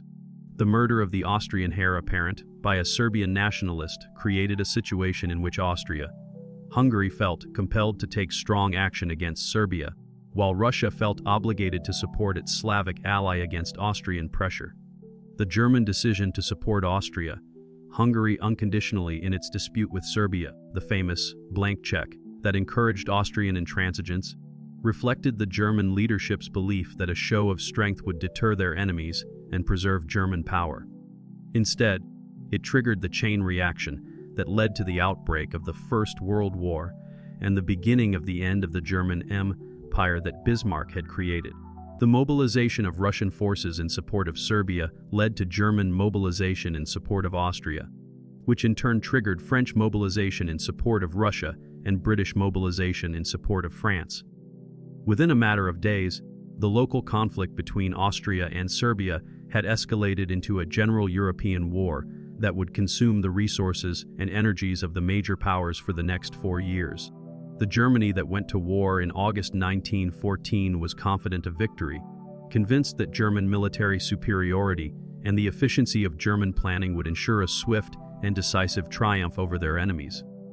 The German General Staff, led by Helmuth von Moltke the Younger, had spent decades preparing for the war that now seemed inevitable, developing detailed plans for the deployment of German forces and the conduct of military operations on multiple fronts. The German army that mobilized in August 1914 was the largest, best equipped, and most thoroughly trained military force in the world. with a professional officer corps, modern weapons, and a mobilization system that could put millions of men into the field within a matter of weeks. The Schlieffen Plan, which called for a rapid defeat of France followed by a transfer of German forces to the Eastern Front to deal with Russia, seemed to offer the possibility of avoiding the two-front war that German strategists had long feared. The plan, developed by Alfred von Schlieffen during his tenure as Chief of the General Staff, was based on the assumption that Russia would require at least 6 weeks to mobilize its forces, providing Germany with a window of opportunity to defeat France before having to face the full weight of Russian military power. The sweeping movement through Belgium and northern France that the plan envisioned would, according to its architects, repeat the success of the Franco-Prussian War on an even grander scale. The enthusiasm with which German soldiers marched off to war, singing patriotic songs and confident of victory, reflected the extent to which German society had embraced the nationalist ideology that had developed since unification. The crowds that gathered in German cities to cheer departing troops, the volunteers who flocked to recruiting stations, and the general atmosphere of celebration that accompanied the outbreak of war all demonstrated that the German people were prepared to make the sacrifices necessary for national victory. The confidence of German leaders in their ultimate victory, based on their assessment of German military superiority and their belief in the efficiency of German organization, seemed justified by the initial success of German arms. The unity of purpose that seemed to characterize German society at the outbreak of war was symbolized by the truce of the parties that suspended domestic political conflict for the duration of the struggle. Social Democrats who had previously criticized the imperial government voted for war credits. Catholics who had been alienated by the Kulturkampf rallied to the national cause, and regional differences that had divided Germans since unification were temporarily forgotten in the face of external threat. This Burgfrieden, or civil peace, created the impression that Germany was united as never before and possessed the social cohesion necessary to sustain a prolonged military effort. The failure of the Schlieffen Plan and the development of trench warfare on the Western Front marked the beginning of a conflict that would strain German resources and German society to the breaking point. The Battle of the Marne in September 1914, where French and British forces halted the German advance and forced a general retreat, ended German hopes for a quick victory and condemned Germany to exactly the kind of prolonged two-front war that Bismarck had spent his career trying to avoid. The transformation of the Western Front from a war of movement to a war of position, with opposing armies facing each other across elaborate systems of trenches, created conditions that favored the defenders and made decisive victory extremely difficult to achieve. The enormous casualties of the battles of Verdun and the Somme in 1916, where hundreds of thousands of soldiers died for minimal territorial gains, demonstrated the futility of attempting to achieve victory through frontal assault against well-prepared defensive positions. The Battle of Verdun, which lasted from February to December 1916 and cost both sides over 300,000 casualties, became a symbol of the war's senseless slaughter and the impossibility of achieving decisive results through traditional military methods. The Battle of the Somme, where British forces suffered 60,000 casualties on the first day alone, showed that even the most careful preparation and the most massive artillery bombardments could not guarantee success against modern defensive systems. The increasing shortages of food and raw materials caused by the British blockade created hardships on the German home front that gradually undermined civilian morale and support for the war effort. The British naval blockade, which prevented German ships from reaching neutral ports and severely restricted the flow of imports into Germany, was perhaps the most effective weapon employed by the Allies during the war. The shortage of fertilizers led to declining agricultural production, the lack of raw materials forced the closure of many factories, and the absence of imported foods created nutritional deficiencies that affected the health of the entire population. The growing war weariness of the German population reflected in declining enthusiasm for military service, increasing criticism of government policies, and rising support for peace negotiations, all testified to the fact that Germany was fighting a war that it could not win.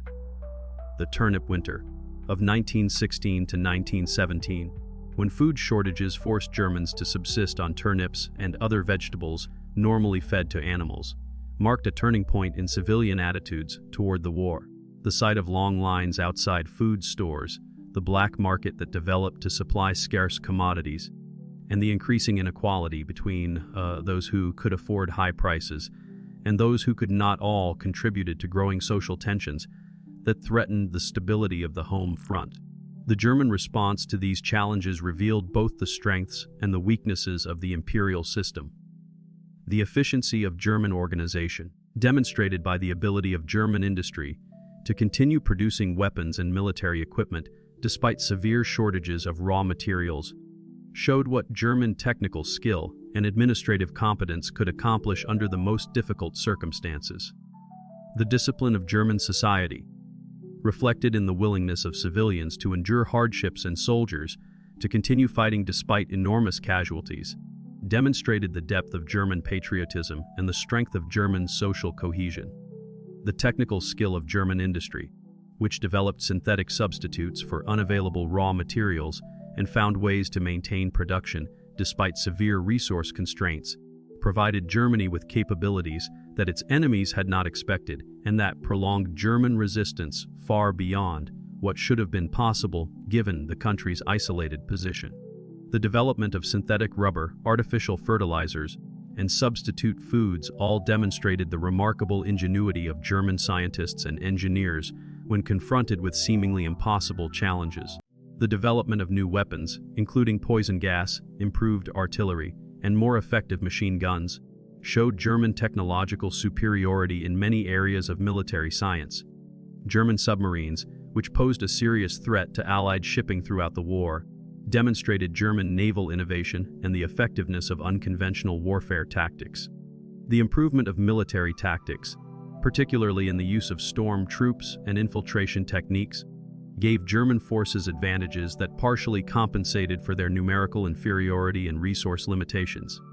The mobilization of German science for military purposes, which brought together university researchers, industrial laboratories, and government agencies in unprecedented cooperation, created new forms of organization that would influence German development long after the war ended. The establishment of research institutes devoted to military applications, the coordination of scientific research with industrial production, and the systematic application of scientific methods to military problems all demonstrated the potential of organized scientific research and its importance for national power. Yet the very thoroughness of German war mobilization created new problems that would ultimately prove fatal to the imperial system. The militarization of German society, which subordinated civilian institutions to military requirements and transformed every aspect of national life into an instrument of warfare, undermined the constitutional foundations of the German Empire and prepared the way for more extreme forms of authoritarianism. The subordination of civilian authority to military commanders, formalized in the establishment of the Third Supreme Command under Hindenburg and Ludendorff in 1916, marked the effective end of constitutional government in Germany and the beginning of a military dictatorship that would lead the nation to disaster. The increasing reliance on authoritarian methods to maintain domestic order, including the suppression of political opposition, the censorship of newspapers, and the use of military courts to try civilian offenses, all undermined the legal foundations of the imperial system and created precedents for even more extreme measures. The Auxiliary Service Law of 1916, which required all German men between the ages of 17 and 60 to work in war-related industries, represented the most comprehensive mobilization of human resources attempted by any nation up to that time and demonstrated the extent to which individual rights could be sacrificed to military necessity. The dismissal of Chancellor Bethmann, Hollweg in 1917, and his replacement by a series of weak successors marked the effective end of civilian government in Germany and the beginning of a military dictatorship under Hindenburg and Ludendorff. The Third Supreme Command, as the military leadership was known, possessed powers that exceeded those of any previous German government and used these powers to implement policies that civilian leaders had opposed as too dangerous. The military's control over foreign policy, economic policy, and even domestic political affairs represented a fundamental transformation of the German governmental system that would have lasting consequences for German political development. The decision to resume unrestricted submarine warfare in February 1917, taken against the advice of civilian leaders who understood its likely consequences, demonstrated the bankruptcy of German strategic thinking in the later stages of the war. The German military leadership's belief that submarine warfare could force Britain to make peace before American entry into the war could affect the outcome reflected a fundamental misunderstanding of both British resolve and American capabilities. The calculation that German submarines could sink enough Allied shipping to starve Britain into submission within 6 months proved to be completely wrong, while the American response to German submarine attacks proved to be far more decisive than German leaders had anticipated. The entry of the United States into the war in April 1917 marked the beginning of the end for Germany. The enormous industrial capacity of the United States, which exceeded that of all the European powers combined, provided the Allies with resources that Germany could not hope to match. The fresh manpower that American participation would eventually provide, including millions of soldiers who had not been worn down by years of trench warfare, offered the possibility of breaking the stalemate that had developed on the Western Front. The psychological impact of American involvement, which demonstrated to friend and foe alike that Germany was now fighting against the world's greatest industrial power, undermined German morale while encouraging Allied determination to continue the struggle until complete victory was achieved. The German Spring Offensive of 1918, the last desperate attempt to win the war before American forces could arrive in significant numbers, initially achieved tactical success but ultimately failed to achieve its strategic objectives and left German forces exhausted and demoralized. The offensive, launched in March 1918 with over 1 million German soldiers, broke through Allied lines and advanced closer to Paris than German forces had been since 1914. The use of new tactics, including intensive artillery bombardments, gas attacks, and storm troop assaults, initially overwhelmed Allied defenses and created the impression that Germany might yet achieve victory through military means. However, the German advance soon outran its supply lines, and German forces found themselves unable to exploit their initial success. The arrival of American reinforcements, the recovery of Allied morale, and the launching of counter-offensives that pushed German forces back to their starting positions all demonstrated that Germany no longer possessed the resources necessary to achieve decisive victory. The failure of the Spring Offensive marked the turning point of the war and the beginning of the final phase of German defeat. The collapse of Germany's allies during the summer and fall of 1918 accelerated the process of German defeat and left Germany fighting alone against an overwhelming coalition of enemies.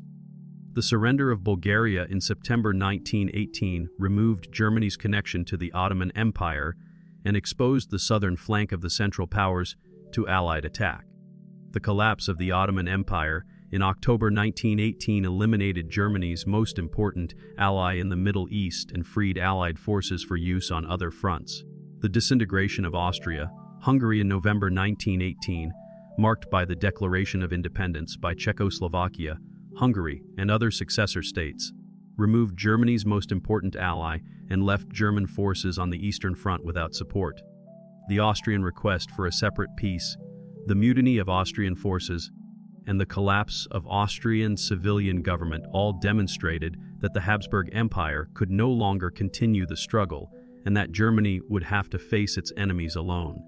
The mutiny of the German High Seas Fleet at Kiel in early November 1918 represented the beginning of the German Revolution and the collapse of the imperial system from within. The sailors' refusal to participate in a final, suicidal battle against the British fleet, their establishment of revolutionary councils, and their demands for peace and democratic government all demonstrated that even the most disciplined elements of German society were no longer willing to continue the war. The spread of revolutionary unrest from Kiel to other German cities, the establishment of workers' and soldiers' councils throughout the country, and the growing demands for the Kaiser's abdication all made it clear that the imperial system could no longer command the loyalty of the German people. The abdication of Kaiser Wilhelm II on November 9, 1918, marked the end of the German Empire and the beginning of a new chapter in German history. The Kaiser's flight to Holland, his renunciation of his throne, and the proclamation of a German republic all symbolized the complete collapse of the political system that had governed Germany since 1871. The Weimar Republic, that emerged from the chaos of defeat, inherited all the problems of the imperial system, while possessing none of its sources of strength, setting the stage for the political instability and social conflict that would characterize German politics for the next 14 years.